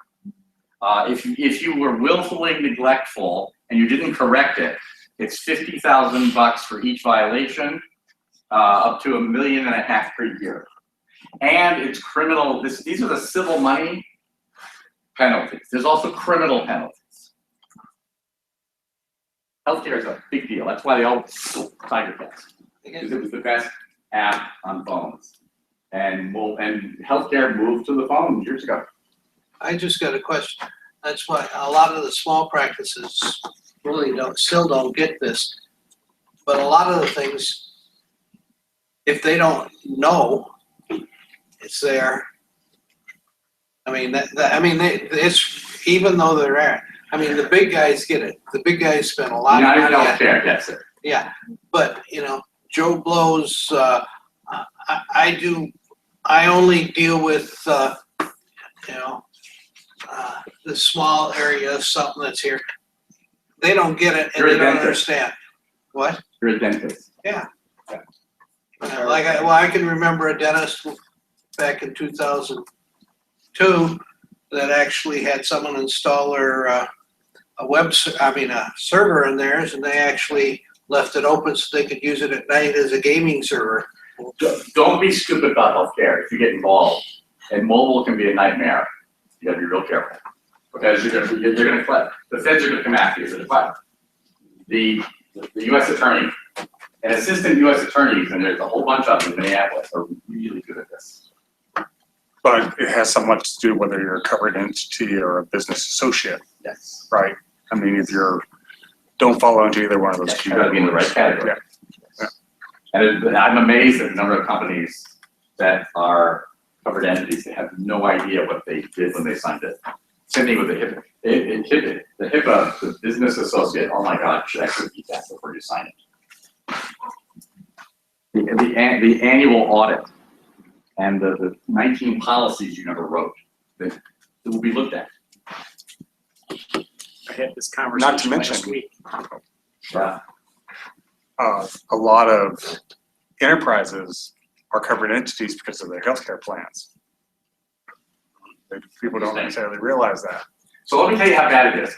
So the average number of apps, this is current information, 320 average apps on your mobile device. So maybe that's the day you get it, but within a few months, or maybe a year, you're gonna have, on average in the US, 320 different apps on there. Each of them are gonna have permissions, of course, the permissions on your apps. The average number of permissions on the app now is up to 20, which includes things like GPS, access to the internet, It goes on from there. Access to the audio, access to lots of things. Half of the apps that you're using, the 320, actually send data to ad networks, right? The sort of the Google AdWords ad networks. This is pretty spooky, actually. 43% of the phones that we see in this country do not have passcodes. That is the number one thing you should do. Everyone in your family should have a passcode. And I'm not talking about 4 digits. It should be a complex, long passcode. But this is even worse. This is no passcode. Who knows what debugging mode is on Android? Okay, I use debugging mode on Android every day when I do exams. And if debugging mode is off, I have huge problems getting into the phone. But if debugging mode is on, easy street. 18% of phones have it enabled. Yours should be disabled.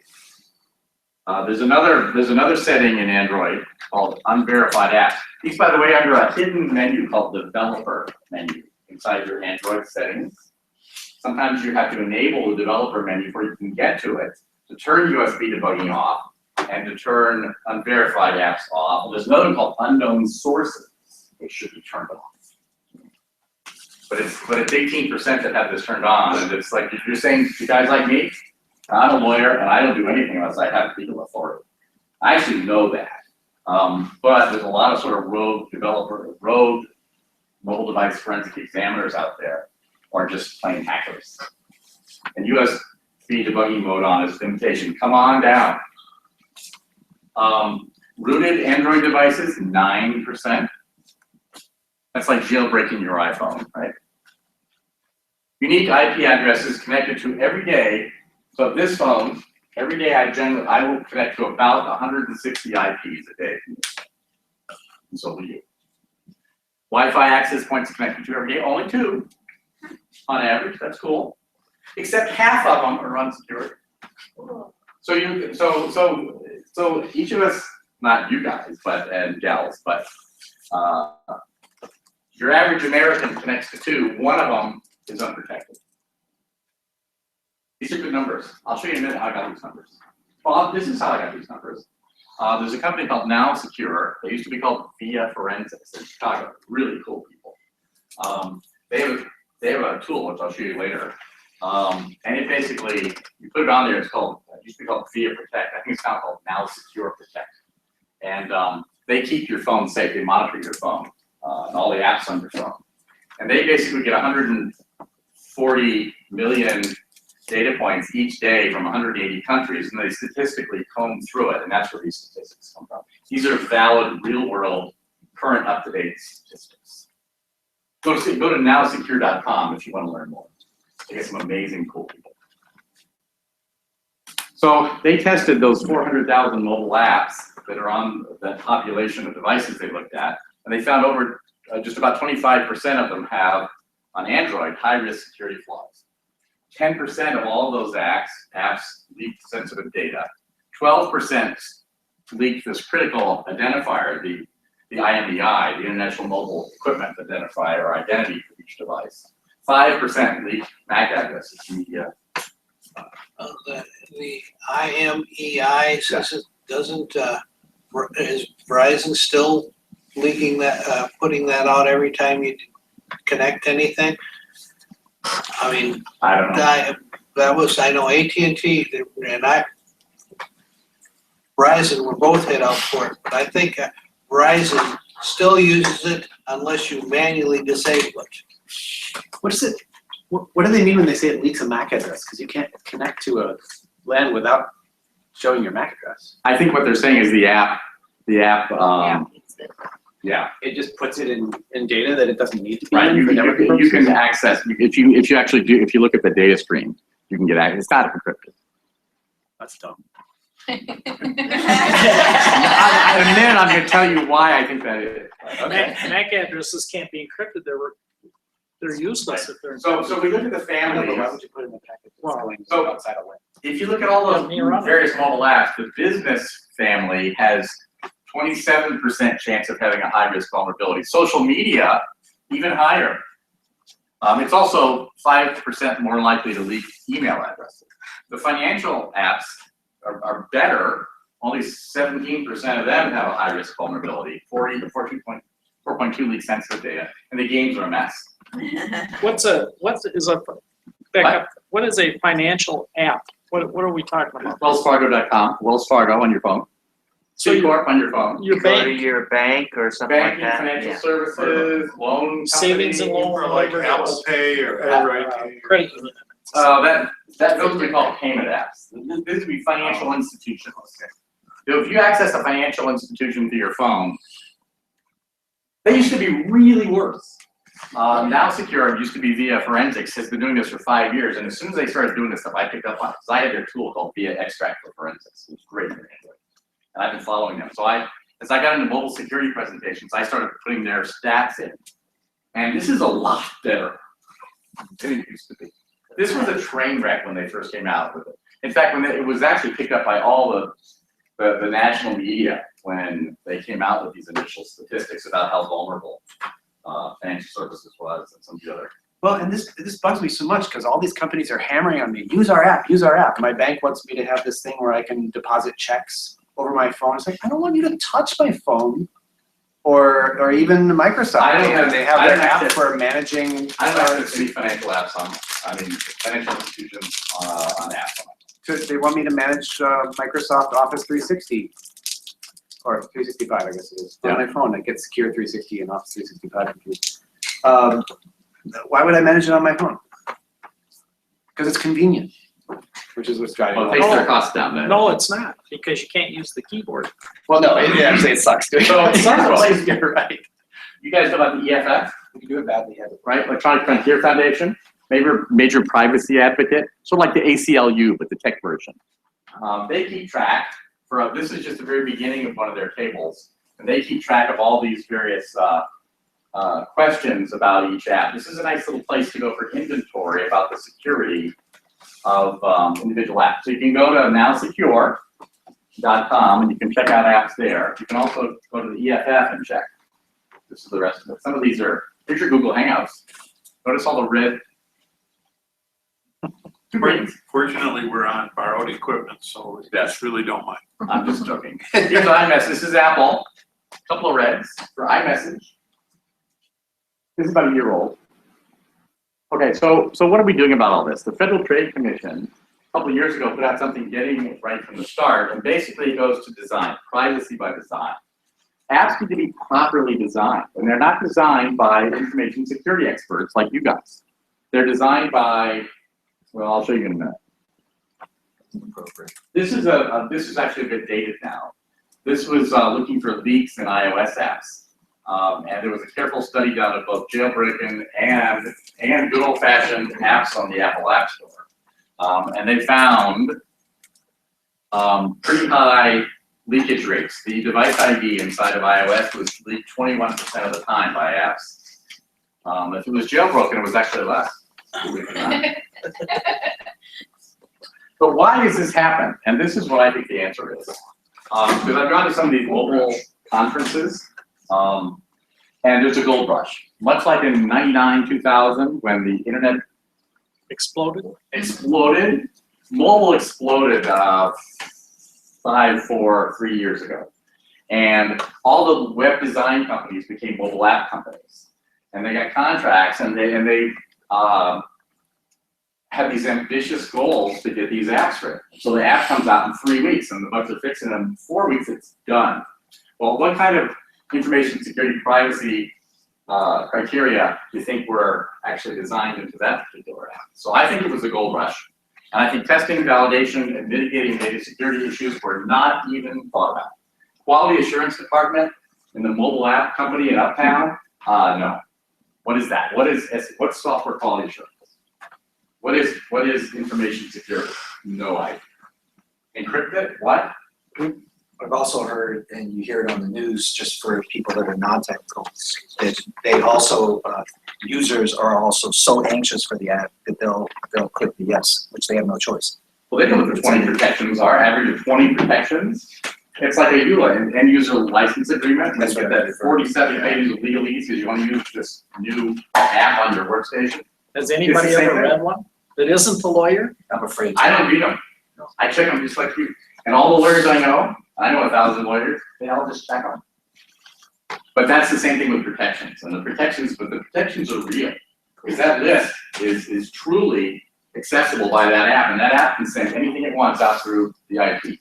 A company buried a cash offer in their EULA, and it was a year and a half before anybody. Yeah. But we're not talking about EULA, desktop apps. We're not talking about desktop Windows apps here. We're talking about mobile apps. There's a lot more information here than on that Windows desktop computer in the basement. There's an order of magnitude more information about your life, real-time information about your life, where you are, who you talk to, and all the rest that's on here. This is far more probative per megabyte, per gigabyte than you ever see on a Windows app that you like. Generally written by far more suspicious and less trustworthy people. It's not you know, Microsoft and Apple and other major software, Oracle and other software vendors, right? The apps that we're talking about, your Nuance and the people you buy your apps from for your MacBook or for your Windows PC. These are not people we're talking about. These 1.5 million Android, 1.5 million iOS are just there's little mobile app companies all over the Twin Cities writing this stuff. But I think it's a gold rush. You get the thing done. If you promise to do it in 6 weeks instead of the other guy who's promising 8 weeks, you get the contract. So what's compromised here is quality and security. So test coverage, man-in-the-middle attacks are huge. And there's a whole taxonomy of various kinds of potential breaches and issues that need to be considered. Where can you go on NIST? This is Department of Commerce, National Institute of Standards and Technology. They're fantastic, and they've written all kinds of very important materials on this. This is one that really helps to understand in connection with vetting the security of a mobile app. What questions should you ask? What should you test about the app? Doesn't OWASP have a real good, What's that? OWASP has a real good thing on it. These guys? Yeah. Yeah. Their mobile security project. Top 10 mobile risks, tools, security testing, cheat sheet. OWASP is fantastic.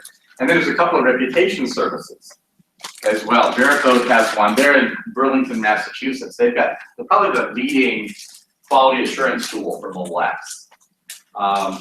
And then the other company, Now Secure, that I mentioned, has a great tool as well for testing InfoSec on mobile apps. Do any of the contracts for these mobile apps include a Veracode blessing or whatever?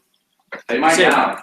Yeah, I know deliver it that- to Veracode in 6 weeks so that they can have it back to us a week later and we can launch and whatever. There's a reputation service that one or two of these companies, I think Trend Micro has one, Veracode has one, a reputation service where you get the badge. Yeah. Yeah, but we're in the more mature days with mobile apps. We were 3 or 4 years ago. But there's still a lot of gold rush going on. Gold rush. Yeah, the gold rush. So these are the apps that I like for monitoring the security status of a device. This is Now Secure, the same company I got all those stats from.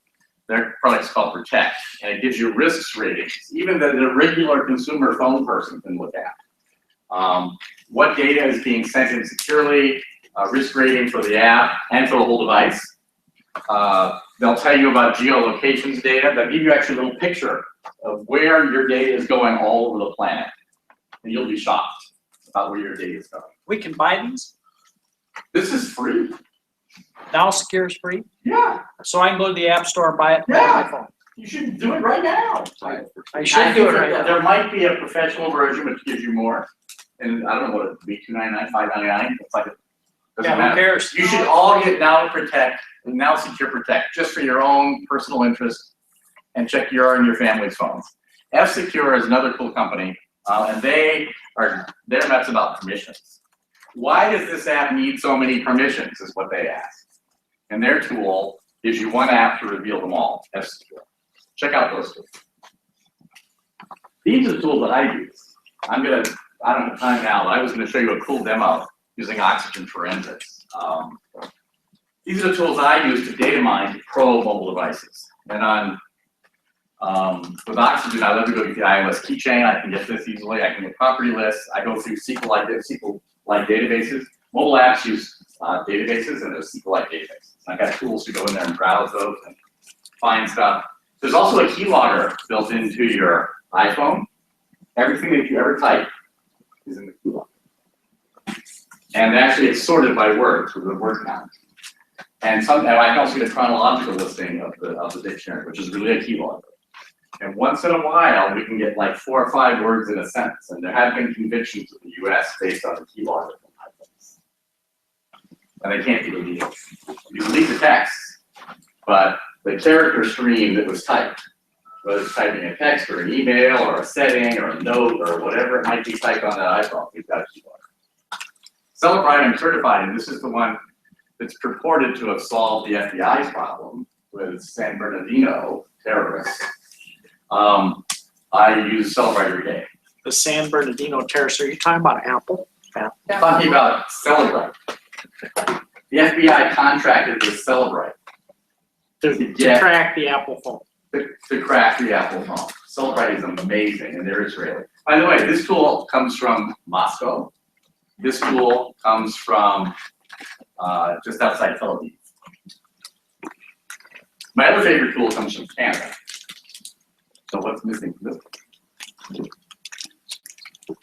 This is the UFED, my favorite tool, the UFED, right? CalendarWHEREITT UFED. This is their malware signature database. They have built in this really cool, they basically build Bitdefender into their tool. So I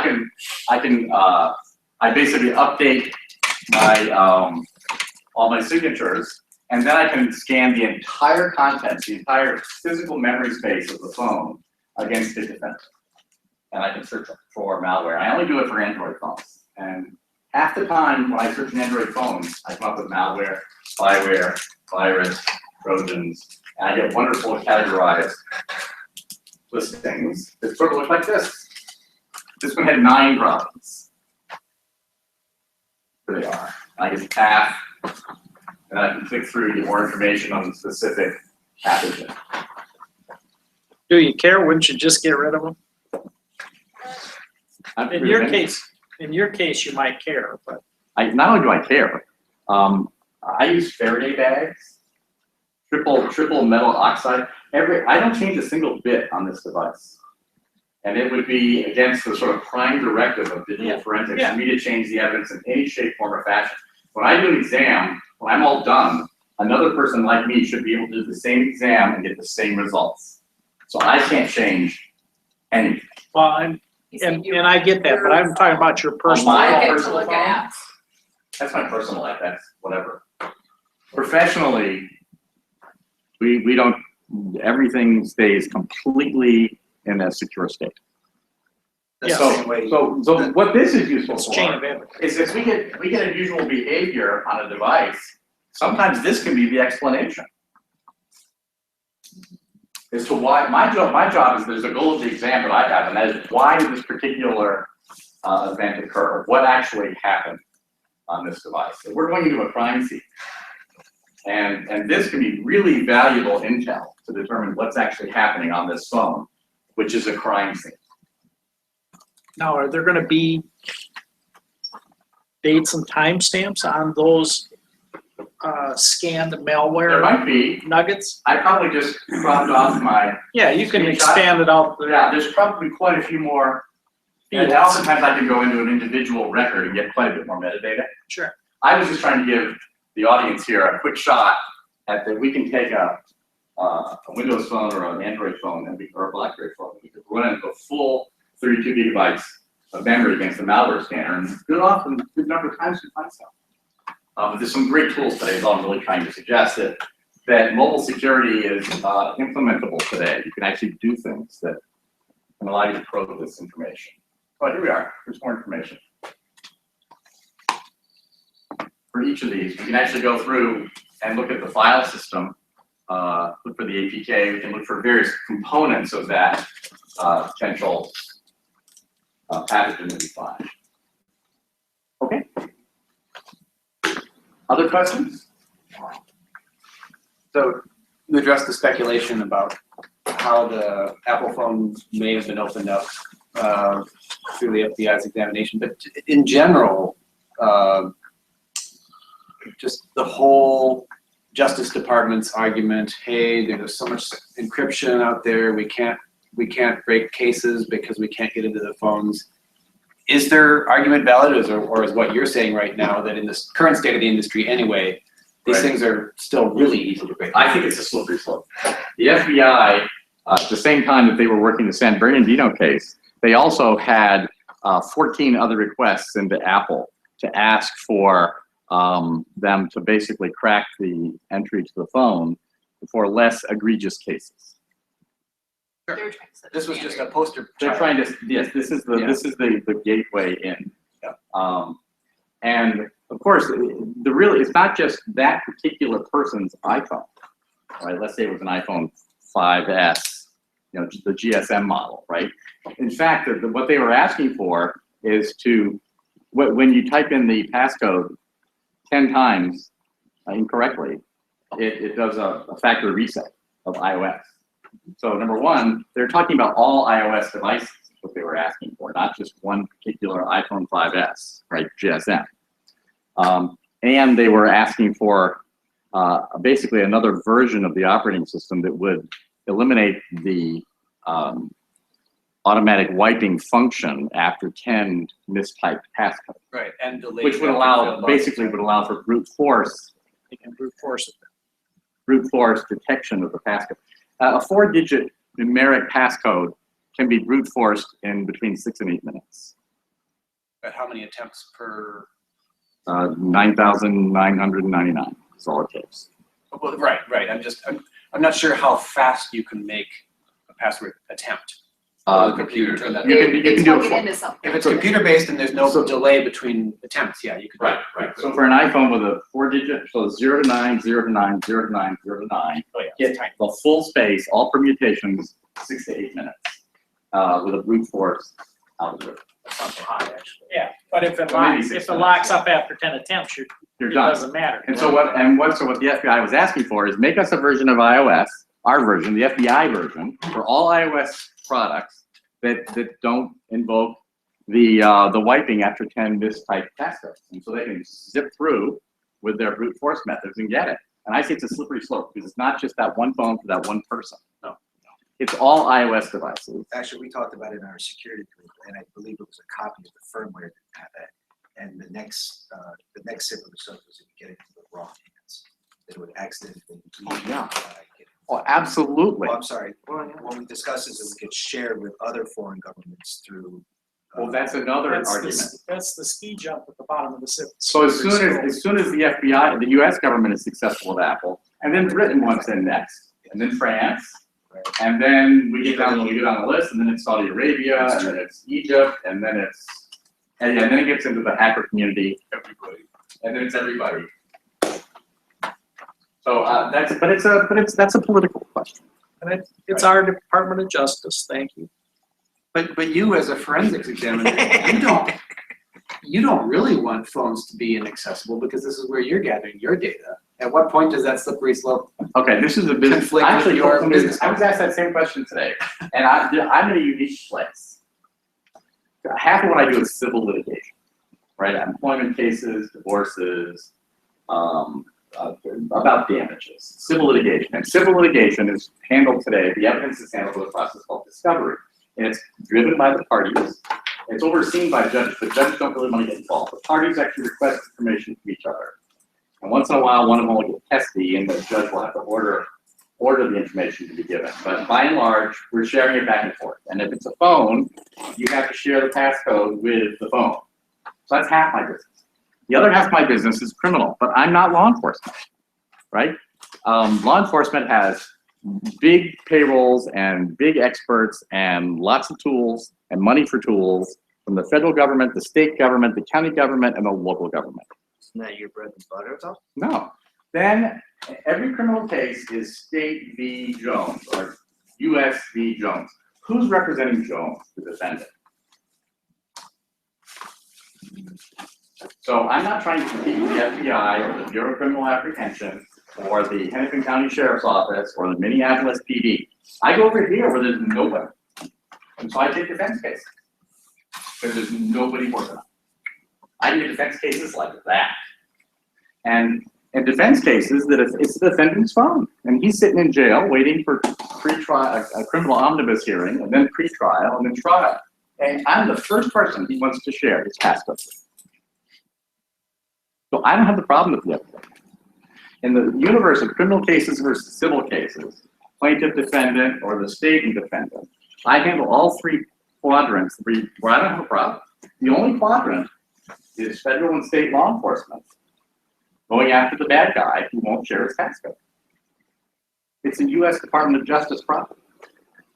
That's their problem. All the rest of us don't have that problem because we do employment disputes and we do divorces and business disputes, or we're helping the citizen who's been accused of a crime, who has a constitutional right to due process, to put a defense in front of a court, a jury of his peers.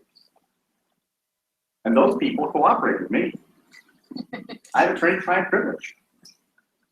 It's the Department of Justice that has a problem. Homeland Security has a problem. The Bureau of Criminal Apprehension in Minnesota has a problem. And that's why they're the ones that are going after it, and only them. So, just because I'm nosy, if you have some person that's hurt somebody in a car accident, and he's saying, no, I wasn't on the phone, and he gives it to you to prove that he wasn't on the phone, how much does that cost? Depends. We're $250 an hour. So it's $250 an hour flat rate. Flat rate. The lawyers are typically $250 to $500 an hour. Oh, yeah. So we have the lowest. Somebody like me in Manhattan would be $500 to $600 per hour. So we just go into it and if there's a settlement deal halfway through the case, we're done. Yeah, but you're still gonna get a check. Well, only for the hours that we logged. Right.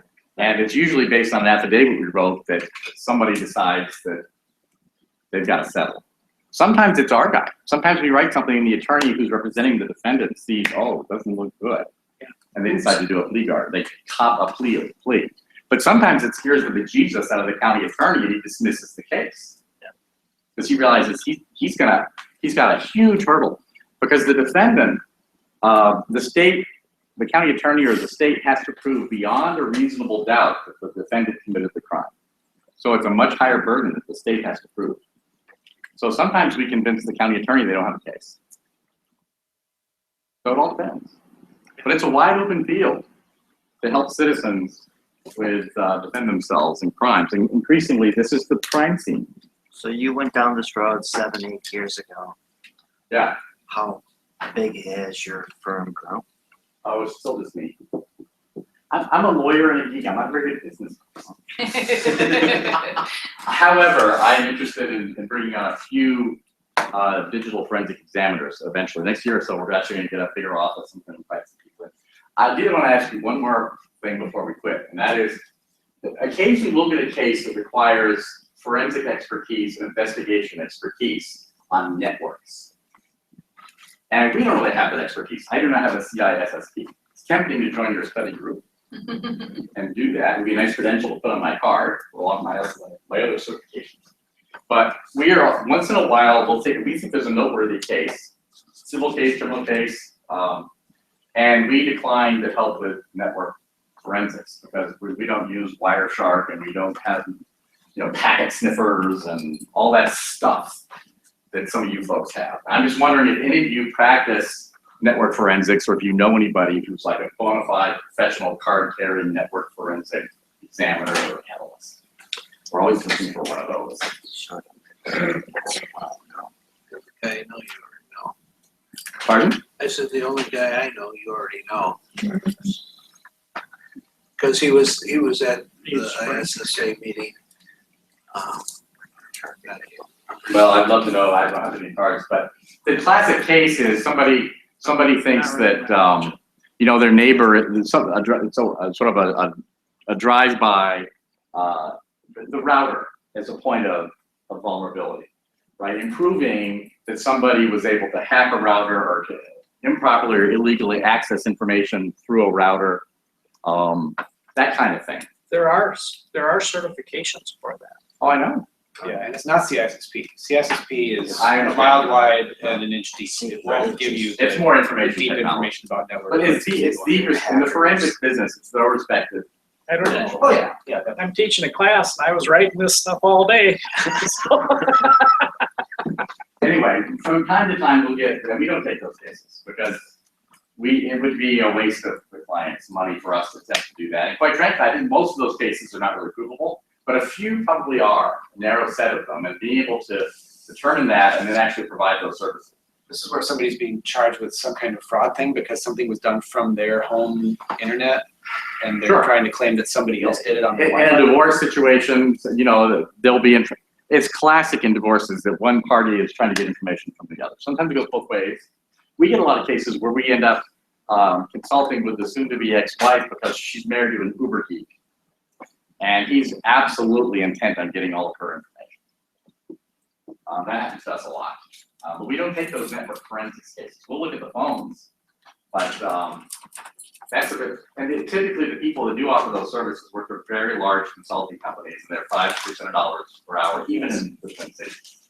You know, Deloitte or Cross Freebird or the sort of the big sort of national investigation and forensics companies.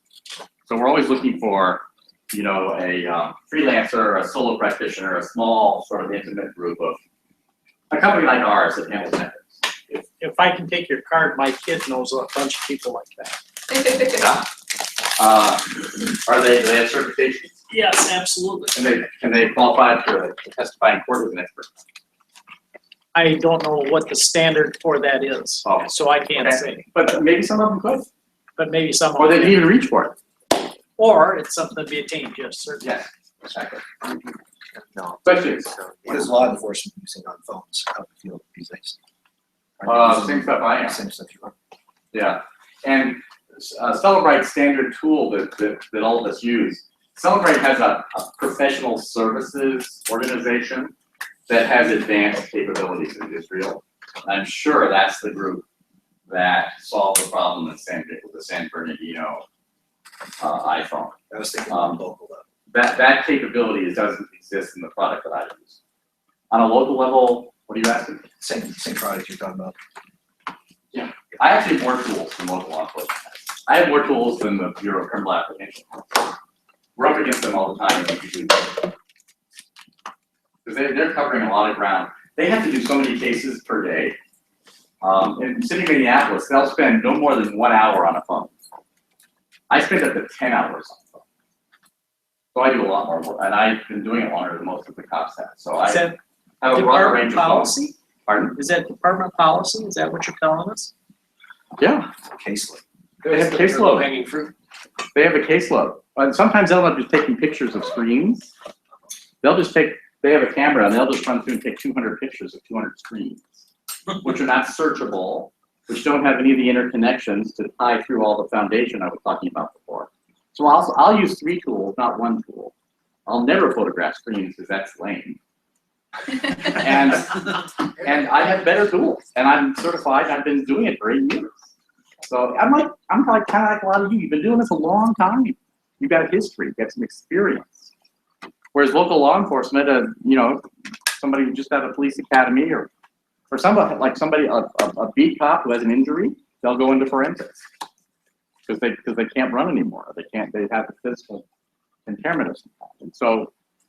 You know, the other thing about this with the police is they're bitching about encryption. What did they do before the smartphones were out there? They didn't have the access to the information. This is information that's only out there now. And now they're bitching because people are encrypting it. You sound like an ACLU guy. Yeah, Mike it's just an don't opportunity. have an unusual fondness for the Constitution, you know. I know it's out of favor, but Out of favor, it never is out of favor. The Constitution is wonderful. And the Fourth, Fifth, and Sixth Amendment is sort of like, that's who we are as a country. Of course. What about first and second? Yeah. Oh, yeah. Those are all right up there. The Fourth Amendment. They better. They still The consider. Fourth Amendment is search and seizure. No Yeah, kidding. Fourth Amendment right now is there a big case up at the Supreme Court that's being heard. The Minnesota man's part of it. Possibly. It's DWI being Oh, yes. enforced. Yes. In other words, the law where it's illegal to refuse. Implied consent. Oh, that, Yeah. Yes. I didn't. You know, I'm not very good at telling jokes. I don't make jokes in my presentations, but you know, the breathalyzer for DWI cases, right? CalendarWHEREITT's product now is beginning to be called the textualizer because of text messaging in relation to automotive accidents. Sometimes you'll see that in popular events. You've been a great audience. You've been very interactive. I love your questions. I always consider the success of my talk by how quickly does the audience hijack the whole presentation. And you've been the best in months. Well, I think you've all been equally, what's the right word? You've all been equally engaged in it. I appreciate it very much. It was worth the trip out here. It was a Thank you great so much. presentation. I thank you for being here. Thank you. Couple notes before we leave. Please fill these out. They help. And if you haven't checked in, sign in with your name, and they do turn them in if you put your. I'd buy Maureen coffee if I ever saw her, but I haven't seen her in 15 years. Yeah, I ran into her downtown and she was started. And everybody come help out at the Secure 360 table. Yay. Worked with, I have business cards over here. James Like B. one. No,